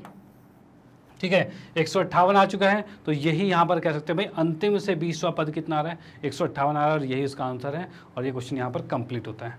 ठीक है, तो आप इसको नोट कर सकते हो। फिर हम आते हैं नेक्स्ट क्वेश्चन पे। तो भाई एक चीज़ क्या है, लॉजिक समझ में आना चाहिए, पढ़ लेना सही से कि अंतिम लिखा है कि प्रथम लिखा है। डन, चलो भाई ठीक है, आते हैं नेक्स्ट पे। हाँ भाई, तो नेक्स्ट क्वेश्चन की बात करते हैं। तो यहाँ पर ये दे रखा है निम्नलिखित वर्गीकृत बारंबारता आवंटन के सामान्य समांतर माध्य 54 है, मतलब इसका माध्य दे रखा है 54। ठीक है भाई, तो P का मान ज्ञात कीजिए। भाई माध्य 54 दे रखा है, P का मान हमें ज्ञात करना, जो कि P यहाँ पर मिसिंग है। भाई निकाल लेते हैं, कोई दिक्कत वाली बात नहीं है। तो यहाँ पर हम क्या करेंगे भाई, पहले तो दे रखा है यहाँ पर क्या, ये है वर्ग अंतराल, मतलब CI दे रखा है, वर्ग अंतराल मतलब CI दे रखा है, बारंबारता मतलब FI दे रखा है। तो इसी को हम नोट करके यहाँ पर लिखेंगे। तो यहाँ पर पहले तो मैं एक बॉक्स सा बना देता हूँ।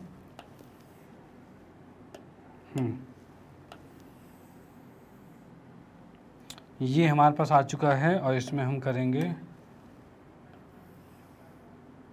ये पहला हो गया, दूसरा, और ये आ चुका है,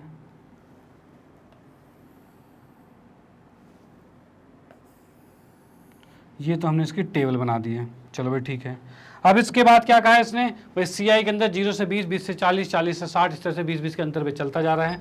यानी हम कह सकते हैं भाई CI जो है वो क्या है, 0 से 20, 20 से 40, 40 से 60, 60 से 80 और 80 से 100। भाई ये चीज़ हो गया, 0 से 20, 20 से 40, 40 से 60, 60 से 80, 80 से 100, ये चीज़ हो गई हमारे पास। उसके बाद हमें FI दे रखा है, और FI के अंदर क्या चीज़ हो गया भाई, 7P 10 9 13, 7P 10 9 13। भाई ये भाई 7P 10 9 13, डन। चलो भाई ठीक है, अब इसके बाद क्या निकालते हैं, तो इसके बाद निकाला जाता है XI। XI कैसे निकालते हैं, तो XI की बात करें तो वो निकलता है, यहाँ पर इनके बीच का होता है। तो इसके बीच का क्या, 0 में 20 जोड़ा 20 होगा, और 20 बटे में 2 तो 10 हो रहा है। तो इसके बीच का जो आ रहा है 10, तो वो 10 लिख दिया। तो जितने का गैप उतने के हिसाब से बढ़ते जाओ, मतलब 10 30 50 70 और 90, ये चीज़ आ चुका है, डन। उसके बाद हम निकालेंगे क्या चीज़, यहाँ पर UI निकालेंगे। और UI के लिए क्या होता है, इसमें चीज़ें सेंटर में आती है। सेंटर मतलब कहीं पर भी बीच में A ले लो, ठीक है। लेकिन आप अगर कहीं पर भी A ले लोगे तब भी आंसर करेक्ट आएगा, ठीक है। तो यहाँ पर एक्चुअली बीच में हम इसलिए लेते हैं कि क्वेश्चन थोड़ा सा ज़्यादा ईजी हो जाता है, कैलकुलेशन कम होती है। लेकिन यहाँ कैलकुलेशन बिगाड़ने वाला बंदा कौन है, तो वो P है। तो P के सामने A ले लेंगे, P बाई 0 अपने आप आएगा, इसको A ले लिया। इसके सामने 0 रखा, ऊपर -1 आएगा, ये 1 आएगा, 2 आएगा, 3 आएगा, इस तरह से चलेगा, ठीक है। अब इसके बाद नेक्स्ट की बात करते हैं। तो अगला किस तरीके से आएगा, एक डब्बा और बना लेते हैं यहाँ पे, ठीक है भाई।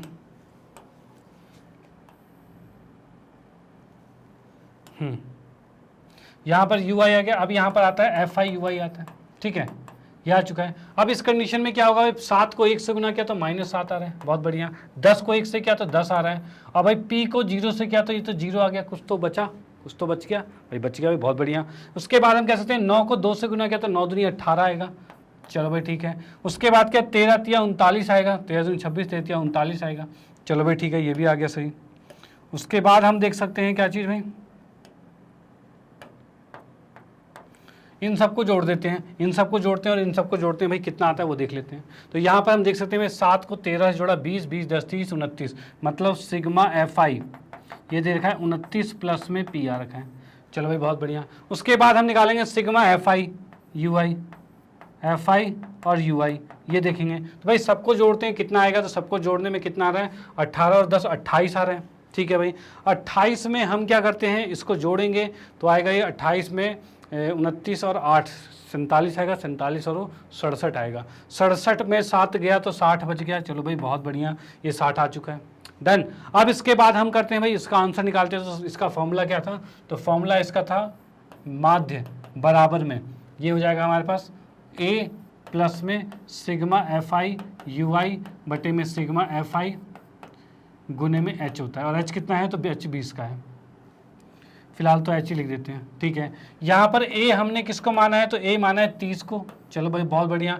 उसके बाद सिग्मा FI UI, ये हमारे पास ये रहा, सिग्मा FI वो रहा। H कितना है, तो H इसका अंतर होता है जो कि कितना है 20 का।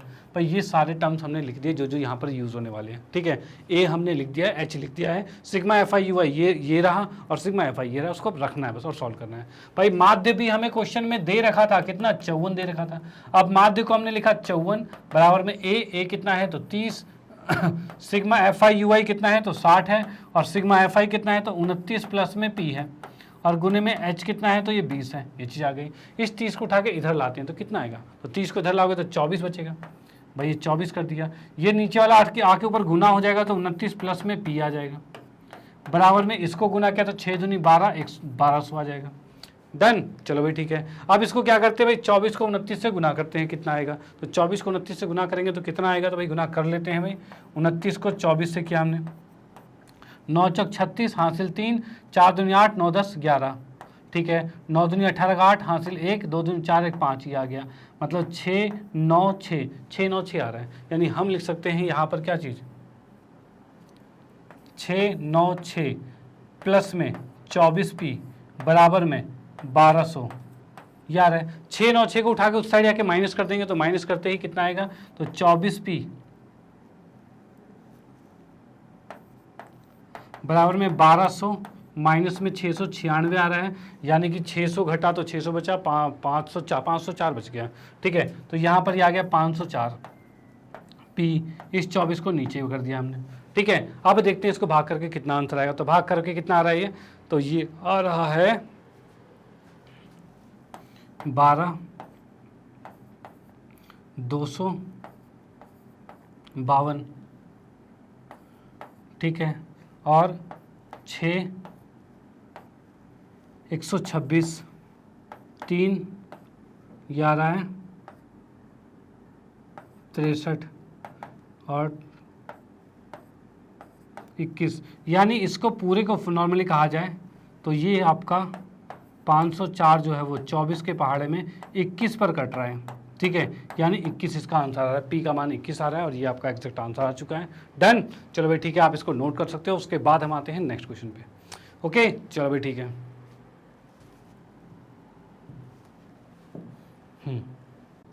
ओके तो नेक्स्ट क्वेश्चन की बात करते हैं। तो यहाँ पर सेक्शन सी में आ चुके हैं। तो सी मतलब 4 मार्क्स के क्वेश्चन यहाँ से स्टार्ट होते हैं और इस क्वेश्चन को देखते हैं भाई क्या कहना चाहते हैं। तो यहाँ पर ये कह रहे हैं भाई एक हवाई जहाज जो है वो जमीन से 1200 मीटर की ऊंचाई पर उड़ रहा है। चलो भाई बहुत अच्छी बात है। 1200 मीटर उड़ते ही क्या कर रहा है, उड़ते हुए समुद्र में एक ही दिशा में गतिमान है, ठीक है भाई। तो इसने देखा है 2 पानी में जहाज़ों को देखता है भाई, जहाज से जो हवाई जहाज उड़ रहा है वहाँ से वो नीचे 2 पानी के जहाज को देखता है। यदि दोनों जहाज हवाई जहाज के एक ही ओर इस प्रकार गतिमान हो कि किसी क्षण उनके अवनमन कोण जो हैं वो 60 और 30 डिग्री है, यानी इसमें कहा जाए कि भाई एक मान लो कि ये है, यहाँ पर जहाज उड़ रहा है, ठीक है, जो कि है 1200 मीटर ऊँचा, ठीक है भाई, ये हो गया।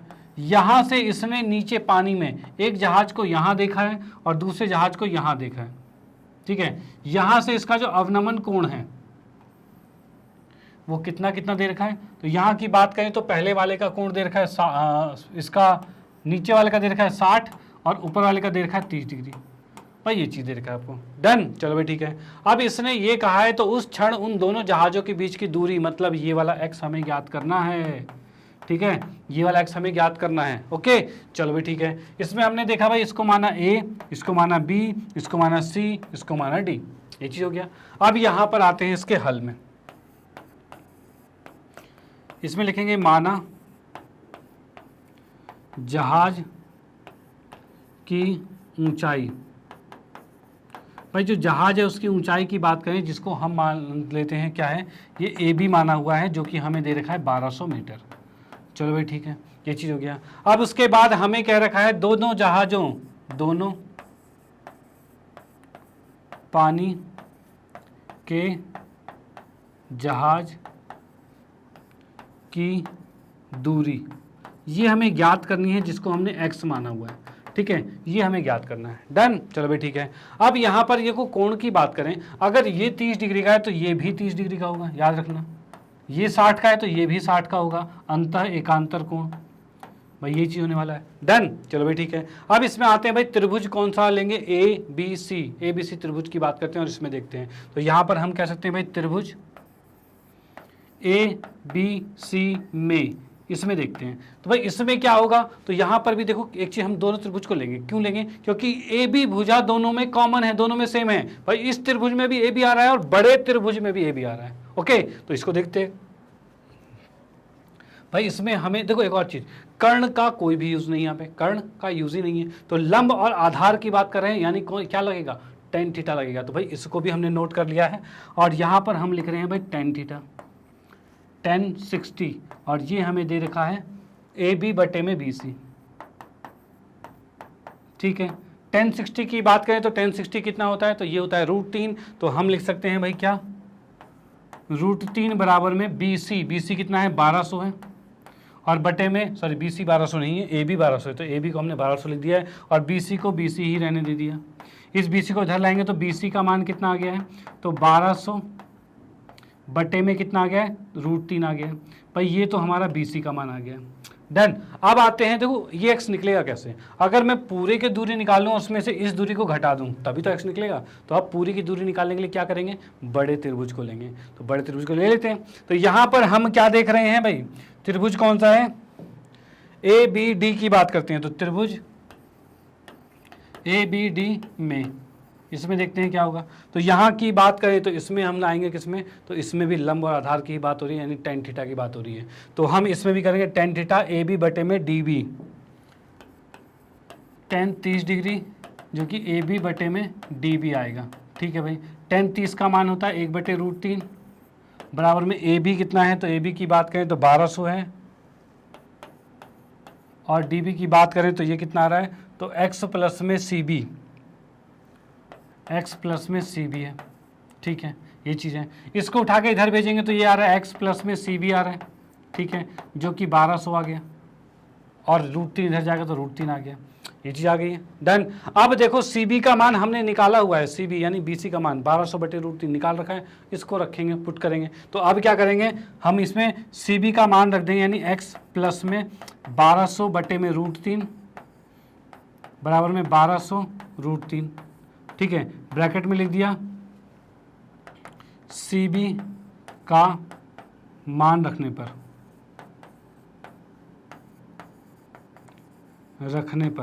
भाई सी बी का मान हमने रख लिया है। ठीक है भाई, अब इसको उठा के दूसरी साइड लेके जाएंगे तो हमारे पास क्या आ रहा है, x बराबर में आ रहा है 1200 √3 माइनस में 1200 बटे में √3, ये आ रहा है। इसको इधर लेके इधर एलसीएम लेके जाएंगे तो यहाँ पर ये ऊपर गुना हो जाएगा, तो ये आ जाएगा 1200 गुने में 3 माइनस में 1200 बटे में √3, ये आ रहा है।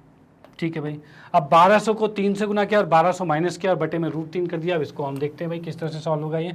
तो 1200 दूनी में 2400, 12 3600, 3600 में से 1200 गया तो 2400 बचा, यानी हम x का मान कर सकते हैं 2400 बटे में √3 आएगा। ठीक है, इस √3 का परिमेयीकरण कर देते हैं तो क्या होगा, तो √3 का परिमेयीकरण करेंगे तो √3 बटे में √3 आएगा। यहाँ पर हम देख सकते हैं 2400 √3 ऊपर आ गया और नीचे का देखा जाए तो नीचे 3 आ रहा है सर। ठीक है, 3 से जब 2400 को भाग करेंगे तो 3 8 24 होता है, यानी 800 आ गया। यानी हम कह सकते हैं x का मान आ गया 800 √3 मीटर। यानी हम यहाँ से क्या कह सकते हैं कि भाई दोनों जहाज़ों के बीच की दूरी x का मान कितना आ गया है, √3 आ गया है। तो हम यहाँ पर लिख सकते हैं √3 आ चुका है, जो कि हमने x माना हुआ था। ठीक है, तो ये हमारा आंसर आ गया। डन। तो आप इसका स्क्रीनशॉट ले सकते हो और इसका भी स्क्रीनशॉट ले सकते हो। फिर हम आते हैं नेक्स्ट क्वेश्चन पे। ओके, चलो भाई हम इरेज करते हैं इसको। ओके, तो अगले क्वेश्चन की बात करें तो यहाँ हमें देखा है 4 सेंटीमीटर त्रिज्या वाले एक वृत्त के परिगत, भाई 4 सेंटीमीटर त्रिज्या वाला वृत्त है, यानी कि हम इसमें कह सकते हैं ये 4 का है। ठीक है भाई, अब इसके बाद ये क्या रखा है, त्रिभुज ए बी सी इस प्रकार खींचे गया है कि रेखाखंड बी डी डी सी, जो बी डी और डी सी जो कितना दे रखा है भाई 8 और 6 क्रमशः दे रखा है। चलो भाई बहुत बढ़िया। उसके बाद इसने ये कहा है कि भाई ए बी और ए सी का मान ज्ञात करना है, मतलब ए बी और ए सी, ए बी कौन सा है, ए बी इधर है और ए सी इधर है, दोनों का मान ज्ञात करना है। डन। चलो भाई ठीक है, इसको हम ज्ञात करते हैं, इसके हल पे आते हैं। तो देखो इसके हल के अंदर आने से पहले कुछ चीज़ें आप देख लो कि भाई ये अगर 6 का है तो क्या ये भी 6 का होगा। यहाँ पर इसको मैं कुछ मान लेता हूँ, डी सी डी है, ये ई और ये एफ मान लिया। ठीक है, अगर ये 6 का है तो क्या ये भी 6 का होगा, तो भाई बिल्कुल होगा। क्यों होगा, क्योंकि भाई एक ही बिंदु से जो 2 स्पर्श रेखाएं खींची जाती है तो दोनों बराबर होती है। तो हमने ये लिख दिया। यहाँ पर ये 8 का है तो ये भी 8 का होगा, तो भाई बिल्कुल 8 का होगा। ये अगर x का है तो ये कितने का होगा, तो ये भी x का होगा। ठीक है, ये चीज़ हो गई। डन। चलो भाई ठीक है, अब इसमें क्या करते हैं, इसमें हम लिखेंगे कैसे, भाई सी डी बराबर में सी एफ होगा, ठीक है, सी डी बराबर में सी एफ होगा। इसको स्टेटमेंट के साथ शुरू से ही लिखना शुरू करते हैं, ठीक है। भाई 4 नंबर का क्वेश्चन है, कंप्लीट लिखना पड़ेगा, और वैसे ये क्वेश्चन थोड़ा सा लेंथी है, लेंथी जाएगा ये क्वेश्चन, ठीक है। तो यहाँ की बात करें तो यहाँ पर क्या चीज़ है कि भाई हम लिखते हैं वृत्त में सी डी, सी से स्पर्श रेखा,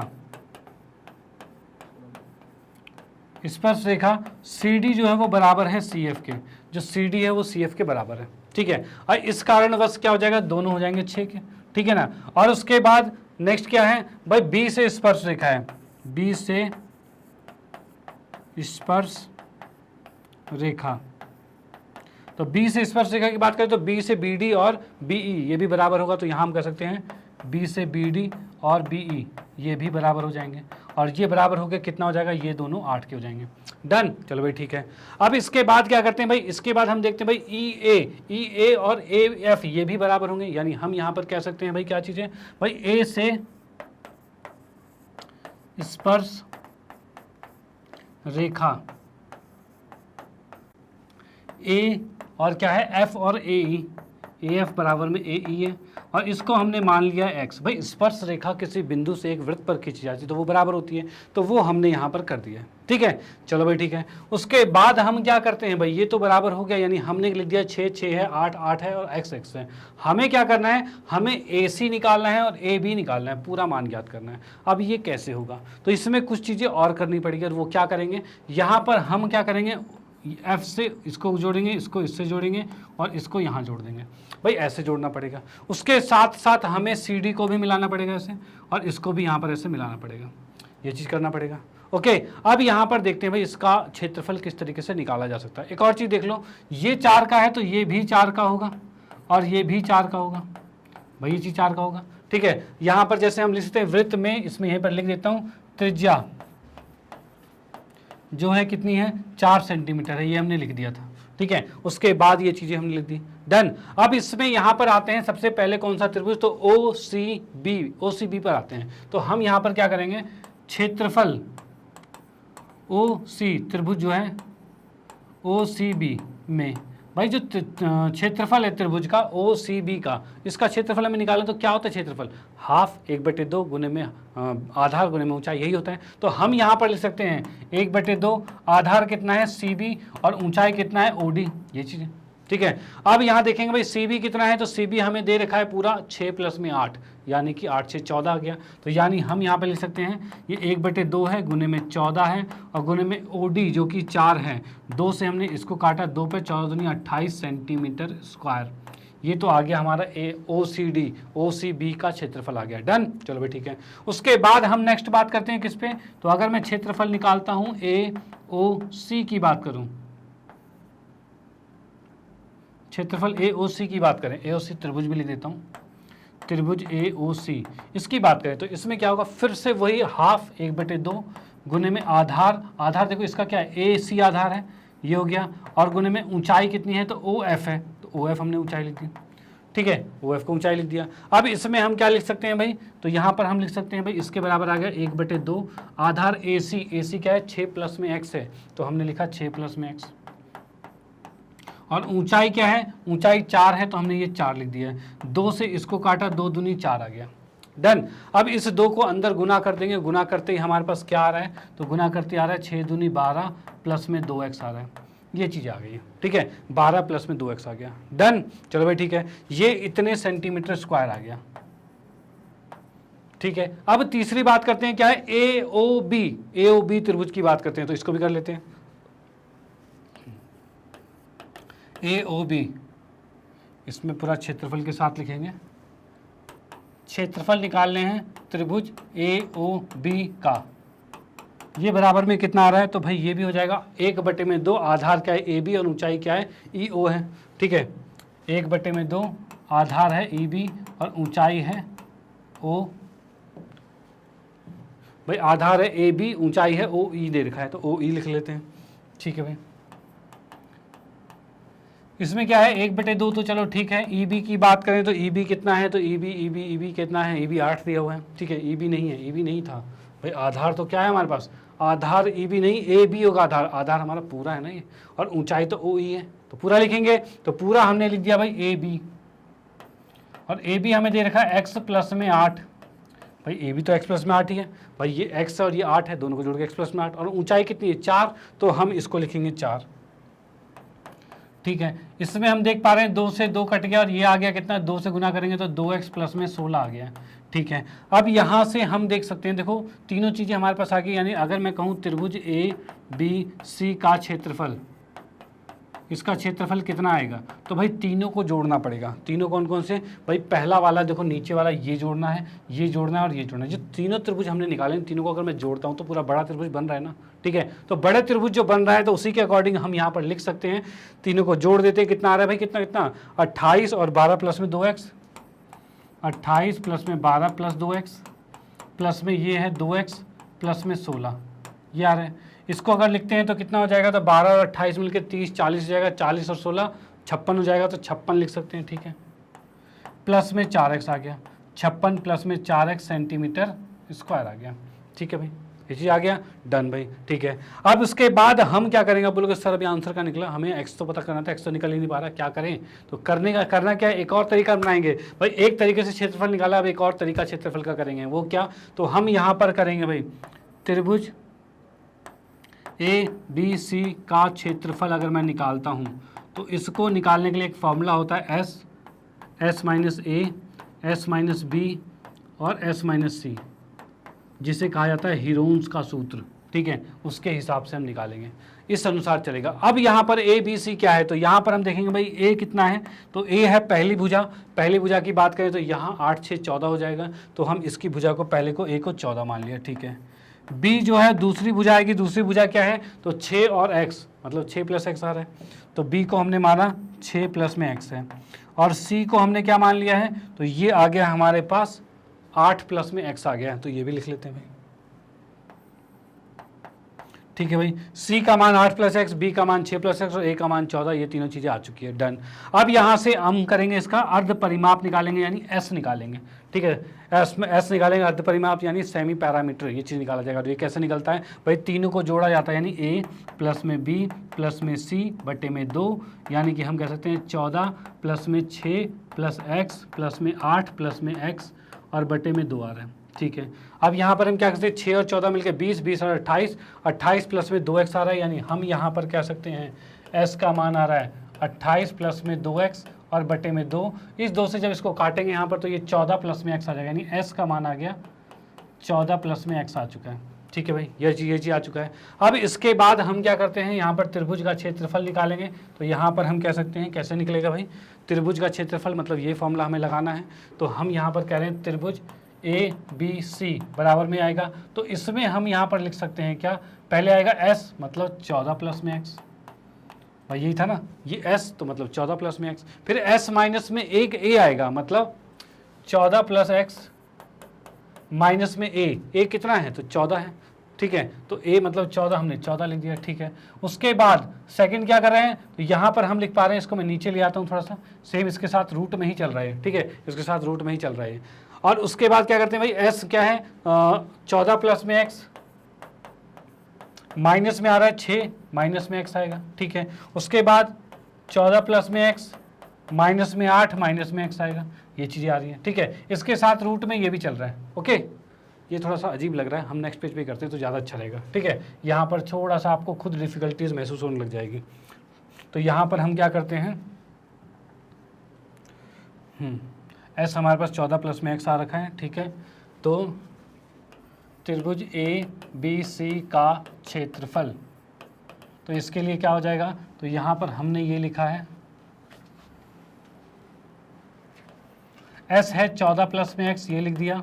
दूसरा है 14 प्लस में x माइनस में 14 आएगा। फिर तीसरा है 14 प्लस में x माइनस में 6, माइनस में x है, और फिर 14 प्लस में x है, और माइनस में 8 माइनस में x है। भाई ये तीनों चीज़ें हमने माइनस करी है, ठीक है। जैसे कि आप लोग यहाँ देख पा रहे हो भाई, s में से a माइनस करना मतलब ये माइनस करना है 14, फिर b मतलब ये माइनस करना है c, और c मतलब भाई ये c है हमारे पास, c मतलब हमें 8 + x माइनस करना है। डन, चलो भाई ठीक है। इसको हमने माइनस किया तो क्या आ गया हमारे पास, तो ये हमारे पास आ चुका है ये चीज़। अब इसको अगर हम सॉल्व करते हैं तो कितना आ रहा है, तो यहाँ पर हम लिखने की कोशिश करें तो ये आ रहा है 14 प्लस में x आ रहा है, ये 14 से 14 कट गया तो सिर्फ x आ रहा है, यहाँ पर x से x कट गया और 14 में से 6 गया तो ये क्या बचा, 8 बचा है, ठीक है भाई। इसमें x से x कट गया, 14 में से 8 गया तो 6 बचा, तो 6 आ गया है, तो हम इसमें लिख सकते हैं ये आ चुका है हमारे पास। डन, चलो भाई ठीक है, ये क्षेत्रफल आ गया है। और ये हमारा क्या है, दूसरा है, और ये एक और दिख रहा था हमारे पास क्षेत्रफल, हमने कहाँ निकाला है, हमने निकाला है क्षेत्रफल, तीनों को जोड़ के ये निकाला है। भाई ये भी तो ABC का ही क्षेत्रफल था, तो ये हमारा पहला आ गया था, ठीक है, और ये हमारा दूसरा आ गया था, ये हमारा दूसरा आ गया था। इन दोनों से देखते हैं, तो हम क्या करेंगे भाई, भाई समीकरण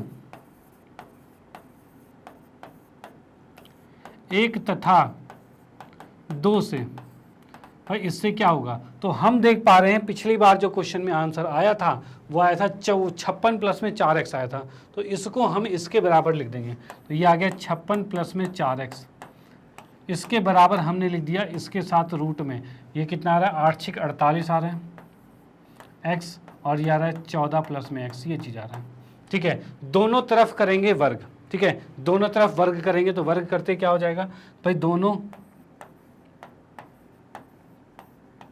तरफ वर्ग करने पर, तो यहाँ से करते इस साइड वर्ग करोगे, तो इसमें से कुछ कॉमन आ रहा है, कॉमन ले लेते हैं। क्या कॉमन आ रहा है इसमें, तो भाई 4 कॉमन आ रहा है, तो यहाँ से हम बात कर सकते हैं 14 चौके 56 होता है, मतलब 14 प्लस में x आ रहा है, ठीक है।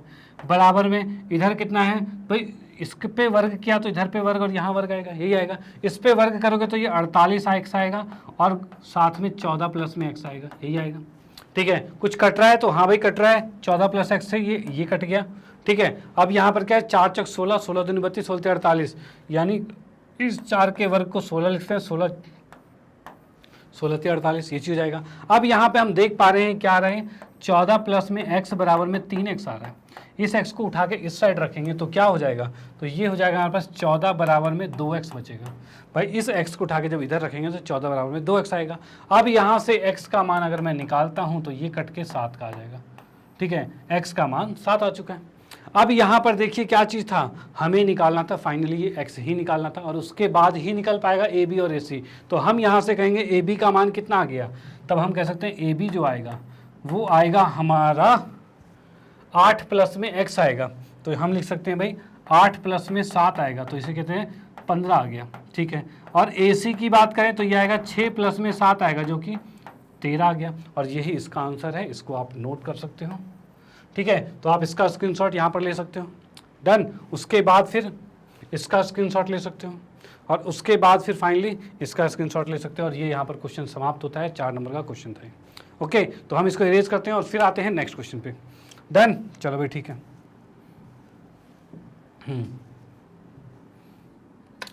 ओके, तो नेक्स्ट हमारे पास ये आ गया भाई केस स्टडी बेस्ड क्वेश्चन आ गया, केस स्टडी का क्वेश्चन आ गया, और यहाँ पर ये भी 4 नंबर का क्वेश्चन ही है। अब इसको पढ़ लेते हैं भाई, कहना क्या चाहता है। तो ये कहना चाहता है कि बेलनाकार विज्ञापन कॉलम जिसकी संरचनाएं बाहरी फुटपाथ पर हैं, तो भाई बाहरी फुटपाथ पर एक ये बेलन के आकार का बना दिया गया है, ठीक है भाई। इसने कहा है जिनकी एक विशिष्ट शैली है जिसका उपयोग विज्ञापन और अन्य उद्देश्य के लिए किया जाता है, मतलब इस पर विज्ञापन छापे जाते हैं, देख रहे हो पोस्टर वगैरह छापे हुए हैं, तो उस तरह के पोस्टर छापे जाते हैं। वे अपनी राजधानी बर्लिन सहित पूरे जर्मनी में आम है, मतलब जर्मनी में बहुत जगह ऐसे छपे मतलब बने हुए हैं जिस पे पोस्टर वगैरह छापे जाते हैं। जहां पहले 100 कॉलम 1855 में स्थापित किए गए थे, भाई 1855 में 100 कॉलम इसको स्थापित कर दिए गए थे। विज्ञापन कॉलम आमतौर पर विज्ञापनों को प्रदर्शित करने के लिए उपयोग किए जाते हैं, जैसे कि पोस्टर के रूप में, पारंपरिक रूप में, मतलब जो रिलीजन वाले पारंपरिक होते हैं उस तरह के हो गए हैं, ठीक है। मुख्यतः थिएटर, सिनेमा, नाइट क्लब और संगीत कार्यक्रम की घोषणा के लिए ये यूज़ किए जाते हैं। भाई यहाँ पर पोस्टर चिपकाते हैं, भाई ये फिल्म लग गई है तो वहाँ पर पोस्टर चिपका दिया है, ठीक है। चलो भाई, इसके बाद ये कह रहा है राजेश को एक क्लाइंट के लिए एक विज्ञापन कॉलम डिज़ाइन करने का काम दिया गया है। भाई राजेश है, वो विज्ञापन कॉलम को डिज़ाइन कर रहा है, ठीक है। इसने कहा है इसमें एक बेलनाकार भाग होता है, भाई ये बेलनाकार भाग देख सकते हो, और उसके बाद क्या है, शीर्ष पर गोलार्ध भाग द्वारा अध्यारोपित हैं। तो आप इसमें देख सकते हो भाई इसके शीर्ष जो है उस पर गोलाकार है, मतलब अर्धगोला है जो वो अध्यारोपित है, ठीक है। उसके बाद इसने कहा है स्तंभ का आधार का व्यास जो है वो 7 फीट है, जो आधार में जिसका व्यास है वो 7 फीट है, ठीक है। और बेलनाकार भाग की ऊंचाई जो है वो 11 फीट है, मतलब जो बेलनाकार भाग है उसकी ऊंचाई 11 फीट है, उसका जो व्यास है वो 7 फीट देर का है। डन भाई, ठीक है। अब इसने कहा है स्तंभ के बेलनाकार भाग का पृष्ठ क्षेत्रफल ज्ञात कीजिए, मतलब जो बेलनाकार भाग है उसका पृष्ठ क्षेत्रफल ज्ञात करना है, और विज्ञापन कॉलम का कुल पृष्ठ क्षेत्रफल भी ज्ञात करना है। भाई कुल भी निकालना है और उसके बाद साथ साथ में साइड का भी निकालना है। तो पहले हम बात करते हैं इसमें फर्स्ट वाले की, भाई स्तंभ में बेलनाकार भाग का क्षेत्रफल। तो यहाँ पर हम कह सकते हैं भाई बेलनाकार भाग की त्रिज्या, भाई त्रिज्या क्या है इसकी, तो त्रिज्या को हमने r माना है, और ये r हमें दे रखा है कितना, तो भाई r हमें दे रखा है 7 फीट, तो व्यास था, तो r कितना होगा 7/2 फीट होगा, ठीक है भाई, ये चीज आएगा। डन, चलो भाई ठीक है। उसके बाद इसने कहा है भाई बेलनाकार भाग की ऊंचाई जो है, भाई जो बेलनाकार भाग है उसकी ऊंचाई की बात करें, मतलब h की बात करें, तो h कितना है, तो इसकी ऊंचाई है 11 फीट दे रखी है। चलो भाई ये भी 2 चीज़ हो गई है। डन। अब इसके बाद हम क्या करते हैं भाई, इसने कहा है इसका बेलनाकार भाग का पृष्ठ क्षेत्रफल, मतलब बेलनाकार भाग का वक्र पृष्ठ क्षेत्रफल,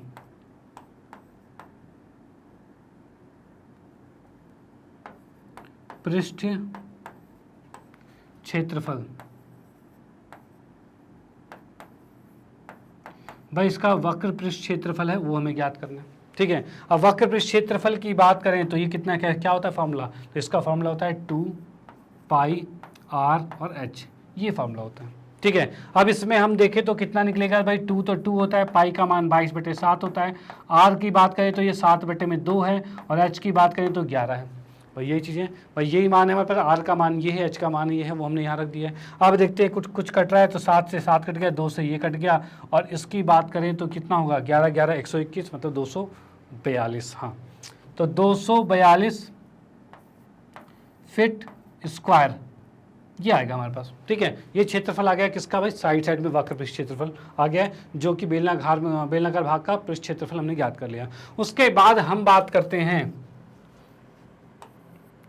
बेलनाकार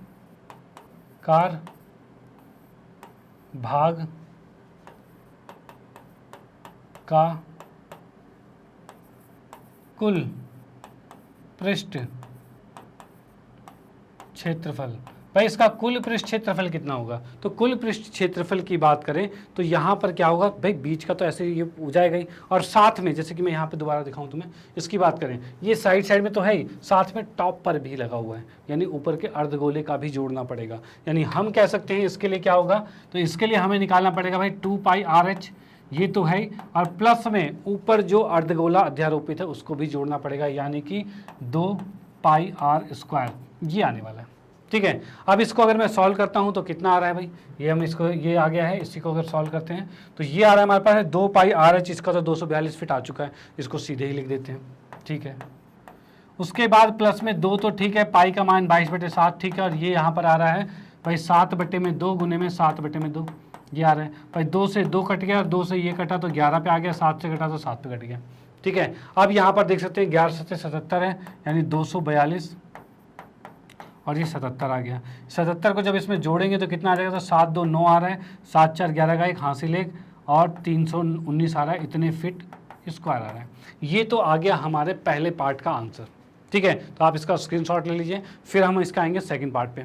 ओके, तो भाई पहले पार्ट में तो हमारा ये क्षेत्रफल आ गया। सेकंड हमारा कह रहा है विज्ञापन कॉलम का आयतन ज्ञात कीजिए। तो भाई इसको मैं इरेज करता हूं मैं। भाई यहाँ पर क्या है भाई, विज्ञापन कॉलम का आयतन, मतलब सेकंड की बात करें, विज्ञापन कॉलम का आयतन, ठीक है भाई। विज्ञापन कॉलम के आयतन की बात करें तो यहाँ पर हम देख सकते हैं भाई आयतन क्या होगा, तो उसमें एक तो बेलन है, एक अर्धगोला है, तो दोनों का आयतन जुड़ेगा। तो दोनों के आयतन को अगर हम जोड़ते हैं तो इसके अंदर क्या हो जाएगा भाई, पाई आर स्क्वायर एच, ये तो बेलन का आयतन होता है, और साथ में अर्धगोले का क्या होता है, तो 2/3 पाई आर का क्यूब ये होता है। ठीक है, अब इसको अगर मैं सॉल्व करता हूँ तो क्या आ रहा है, तो भाई पाई आर स्क्वायर इसमें से कॉमन आ रहा है, तो भाई मैंने इसको कॉमन ले लिया, बचा क्या एच और बचा क्या 2/3 आर बचा है भाई, ये चीज़ आ गई। ठीक है, अब इसमें हम वैल्यूज रखना शुरू करते हैं। पाई है 22/7, आर है 7/2, 7/2, एच की बात करें तो 11 है, ये 2/3 है और ये 7/2 है। ये सारे मान हमने रख दिए हैं, जो कट रहा है उसे काट देते हैं। जैसे कि हम देख पा रहे हैं 7 से 7 कट गया, 2 से ये कटा 11 पे आ गया। ठीक है, अब यहाँ पर हम देख पा रहे हैं भाई क्या चीज़ आ गया भाई, ये जो आ रहा है ये आयतन, मतलब v से नोट कर दिया हमने, जो आयतन निकल रहा है। तो हम यहाँ पर कह सकते हैं भाई v का मान कितना आ गया है, तो v का मान भाई 11 7 77 77/2 आ रहा है। ठीक है, 77 77/2 कर दिया, और साथ में यहाँ पर क्या है, तो भाई ये 2 से 2 कट गया है। ठीक है, 7/3 है, तो हम लिख पा रहे हैं भाई 11 प्लस में 7/3 है, ये आ गया। इस 3 से ये गुना हो सकता है भाई, होगा, बिल्कुल होगा। तो हम इसमें लिख देंगे क्या 77, और ये आ जाएगा हमारे पास 11 या 33 प्लस में 7/3। ठीक है, और ये आ रहा है 77 गुने में 7 3 10, मतलब 40/3 आएगा, और ये आ जाएगा 7 चौक 28, 7 चौक 28 और 29 30, ये आ चुका है भी। ठीक है, इतने फिट क्यूब आएगा, जो भी फिट फुट में था तो फुट आएगा, तो फिट क्यूब आएगा, घात 3 आ जाएगी। ठीक है, तो ये इसका आयतन आ चुका है सेकंड वाले का, तो ये भी हमारा कंप्लीट हो गया, और साथ में हमने पहले पार्ट को भी कंप्लीट कर लिया है। ओके, तो आप इसका स्क्रीनशॉट ले सकते हो। फिर हम आते हैं नेक्स्ट क्वेश्चन पे। ठीक है, और वो आएगा हमारा फाइनली लास्ट क्वेश्चन। ओके, तो लास्ट क्वेश्चन की बात करें तो यहाँ पर इसमें क्वेश्चन ये दे रखा है भाई, पियानो की बात हो रही है। तो पियानो में क्या बात हो रही है, तो मान लीजिए कि आप एक सेमेस्टर के लिए सेमेस्टर के पहले दिन 45 मिनट पियानो का अभ्यास करते हैं, मतलब नए नए आपने ज्वाइन किया, 45 मिनट उसका प्रैक्टिस कर पा रहे हो, उसके बाद आप पक जाते हो। ठीक है भाई, उसके बाद इसने कहा है और अपना अभ्यास समय हर दिन 5 मिनट तक बढ़ता है। मतलब क्या कह रहा है कि भाई हर दिन वो है वो 5-5 मिनट बढ़ जाता है। अगर आप डेली प्रैक्टिस करते हो ना तो हर दिन 5-5 मिनट बढ़ता जाता है। डन, चलो भाई ठीक है। अब इसने ये कहा है कि आप सेमेस्टर के पहले 15 दिनों के दौरान अभ्यास करने के लिए कुल कितने समय देंगे। भाई पहले 15 दिनों में आप कितना टाइम दोगे, तब जाके मतलब कितना टाइम प्रैक्टिस करोगे 15 दिन के लिए।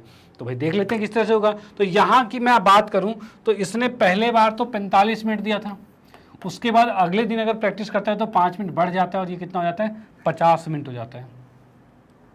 ठीक है, अगले दिन 55 होता है, इस तरह से बढ़ता जाता है। ये हमारा है हल में पहले पार्ट की बात करते हैं। ठीक है, तो यहाँ पर हम देख पा रहे हैं कि एक एपी आ रही है। ठीक है, प्रश्न के अनुसार एक एपी बन रही है।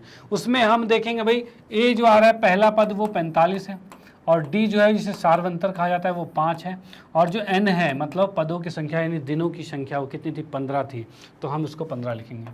ठीक है, अब इसके बाद हमें निकालना है 15 पद, मतलब सॉरी इसने बोला है क्या, इसने बोला है 15 दिनों के दौरान अभ्यास करने के लिए कुल कितना समय, कुल मतलब जोड़ना है, सबको जोड़ना है तो जोड़ देंगे। ठीक है भाई, तो यहाँ पर हम क्या करेंगे एस 15 निकालेंगे।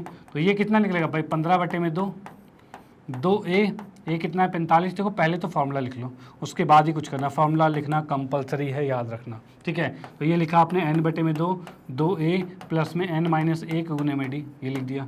अब यहाँ पर s 15 लिखा आपने, तो ये आ गया 15/2, 2a प्लस में 15 में से 1 गया तो 14 बचा, और d कितना है तो 5 है, ये आ गया हमारे पास। अब इसमें हम देख पा रहे हैं भाई 15/2, चलो ये तो ठीक है। 45 दूनी 90 आ गया, ठीक है। 14 पंचे 70 आ गया, ये भी ठीक है। अब यहाँ से हम देख पा रहे हैं S 15 ये कितना आ रहा है, तो 90 और 70 जोड़ेंगे तो 160 आ जाएगा, मतलब 15/2 गुने में 160 आ गया। ठीक है भाई, ये चीज़ आ चुका है। डन। अब 2 से जब 160 को हम काटते हैं तो कितने पे कटेगा, तो ये कटाइए 80 पे। 80 पे काटते हुए 15 × 90 कितना हो रहा है, 15 के पहाड़े में 80 कितने पे आता है, तो ये आता है 15 × 120 होता है। ठीक है, तो इसको 120 लिख दिया। 1200 आ गया, तो यानी इसका आंसर 1200 करेक्ट हो जाता है। यानी कि अगर वो 15 दिन प्रैक्टिस करता है, कोई भी पर्सन है वो 15 दिन प्रैक्टिस करता है, तो उसे टोटल 1200 मिनट, कितने 1200 मिनट प्रैक्टिस करनी पड़ेगी। ठीक है, तो यहाँ पर ये इसका आंसर आ चुका है पहले का। उसके बाद हम आते हैं सेकंड पॉइंट पे। सेकंड पॉइंट में क्या है, आप सेमेस्टर के पहले 35 दिन के दौरान अभ्यास करने के लिए कुल कितना समय देंगे। मतलब अगर पहले 35 दिन अभ्यास, भाई इसने क्या कहा है, पहले 35 दिन के दौरान अभ्यास करने के लिए कितना समय देंगे। अब इसने कहा है 35 दिन के लिए।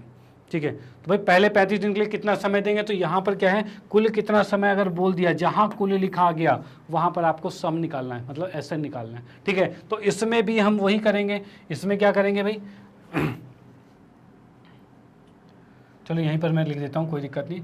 ये जो सेकंड पार्ट हमारे पास है, सेकंड पार्ट में इसमें क्या कहा है, तो पहले तो हमने 15 निकालने के लिए था, अब ये 35 निकालने के लिए कह रहे हैं। तो हम करते हैं एस के साथ 35 लिखेंगे, और ये कितना आएगा 35/2। ठीक है, देखो एक क्वेश्चन में एक बार फॉर्मूला लिख दिया तो दोबारा मत लिखना, एक दूसरी बार में चल जाता है, कोई दिक्कत वाली बात नहीं है। ठीक है भाई, 35/2 आ गया, 2a कितना है, तो 45, प्लस में n-1 मतलब 34, और d की बात करें तो 5 ये आ रहा है। ठीक है, अब इसको अगर मैं सॉल्व करता हूँ तो ये 35 आ रहा है, बहुत बढ़िया। इधर की बात करें तो ये 90 आ रहा है, और 35 34 पंचे कितना होगा, तो 170 होगा, तो इसको भी लिख दिया हमने। ठीक है, यहाँ पर हम लिख सकते हैं भाई 35/2 है, इसको जब जोड़ा तो ये आ गया भाई 260 आ गया। ठीक है, 260 लिख दिया हमने, 2 से गुना किया, भाग किया, मतलब तो 130 आ गया। तो इसमें देखेंगे तो कितना होगा, 13 पंचे 65 का 5 हासिल 6, 13 39 और 6 45, इतने मिनट प्रैक्टिस करनी पड़ेगी। ठीक है, तो इसको क्या है 35 दिन के लिए, 35 दिन के अंदर उसे इतने मिनट प्रैक्टिस करनी पड़ेगी, और ये इसका आंसर फाइनली आता है। ओके, चलो भाई ठीक है, तो यहाँ पर ये चीज़ पूरी कंप्लीट हो जाती है, और उसके बाद फिर ये वाला क्वेश्चन भी, चौथा क्वेश्चन, लास्ट क्वेश्चन जो कंप्लीट हो चुका है, और यहाँ पर पेपर कंप्लीट हो चुका है। ठीक है, यहाँ पर शायद लगभग 2 घंटे के आसपास समय लग गया होगा, लेकिन फिर से मैं आपको कहना चाहूँगा भाई यहाँ पर मैं चीज़ें पूरी आपको समझा रहा हूँ, क्लियरली समझा रहा हूँ, तब जाके भी 2 घंटे में एग्जैक्टली खत्म हो गया। तो आपको भी इसी स्पीड में थोड़ा सा और जल्दी ही, क्योंकि सबको समझाने की जरूरत तो है नहीं किसी को, आपको फटाफट खुद से करना है, तो भाई खुद की स्पीड में ही नॉर्मली करते जाओ, कि आपका जो टाइमिंग है वो 2 घंटे में कम से कम 15 मिनट से पहले तो खत्म हो जाए, कि आप उसकी प्रैक्टिस कर पाओ, और जो कुछ गलतियाँ आपने की हैं, ठीक है, जो कुछ भी थोड़ी बहुत गलतियाँ की होगी वो उसको आप रेक्टिफाई कर पाओ, उसको ठीक कर पाओ। ठीक है, चलो भाई इसको इरेज करते हैं। और बाकी आप लोगों को मैं एग्ज़ाम की अब शुभकामनाएं देना चाहूँगा, क्योंकि आपको पता ही है कल आपका एग्ज़ाम है, और यहाँ पर हमने 4 सैम्पल पेपर डिस्कस कर दिए हैं। ठीक है, और ये 4 सैम्पल पेपर अगर आपने देख लिए तो आपके एग्जाम, आपके मार्क्स जो हैं वो कंपलसरी बूस्ट होने वाले हैं। ठीक है ना भाई, नंबर मार्क्स तो ऊपर जाने वाले, क्योंकि यहाँ पर हमने हर एक तरह के क्वेश्चन जो हैं, मतलब हमने बहुत तरह के क्वेश्चन जो कि बोर्ड के पॉइंट ऑफ व्यू से बिल्कुल है, उसको यहाँ पर डिस्कस किया है, और उसी के आधार पर क्वेश्चन आने वाले हैं। ठीक है, तो भाई यहाँ पर अगर आपने ये पेपर को बिल्कुल ढंग से पढ़ा है, तो भाई कहते हैं भरोसा रखना, आपका पेपर बहुत अच्छा जाने वाला है, और आपने पूरे साल प्रैक्टिस की है, सब कुछ पूरा मेहनत किया है, तो भाई नंबर तो आने बिल्कुल जायज़ है। ओके, चलो भाई ठीक है। बाकी मैग्नेट ब्रेन के बारे में 1 मिनट रुकिए। ओके, तो ठीक है, फिर बाकी मैग्नेट ब्रेन के बारे में आपको मैं बताना चाहता हूँ। मैग्नेट ब्रेन एक ऐसा प्लेटफॉर्म है जो आपको प्रोवाइड करता है केजी से लेकर 12th क्लास तक के सभी विषयों के कंप्लीट वीडियो कोर्स, वो भी फ्री ऑफ कॉस्ट। ओके, और साथ ही साथ मैग्नेट ब्रेन ने हिंदी मीडियम में भी कोर्सेज को लॉन्च कर दिया है, जो कि 6ठी से 12वीं कक्षा के सभी विषयों के कंप्लीट वीडियो कोर्स यहाँ पर अवेलेबल हैं, और आप इसका फ़ायदा उठा रहे हैं, और इस चीज़ का फ़ायदा आप अपने दूसरे फ्रेंड सर्कल, रिलेटिव या कोई भी जान पहचाने उनको ये चीज़ें सजेस्ट करोगे, तो भाई वो भी इसका फ़ायदा उठा सकते हैं। ठीक है, ओके बाय, थैंक यू, मिलते हैं नेक्स्ट वीडियो।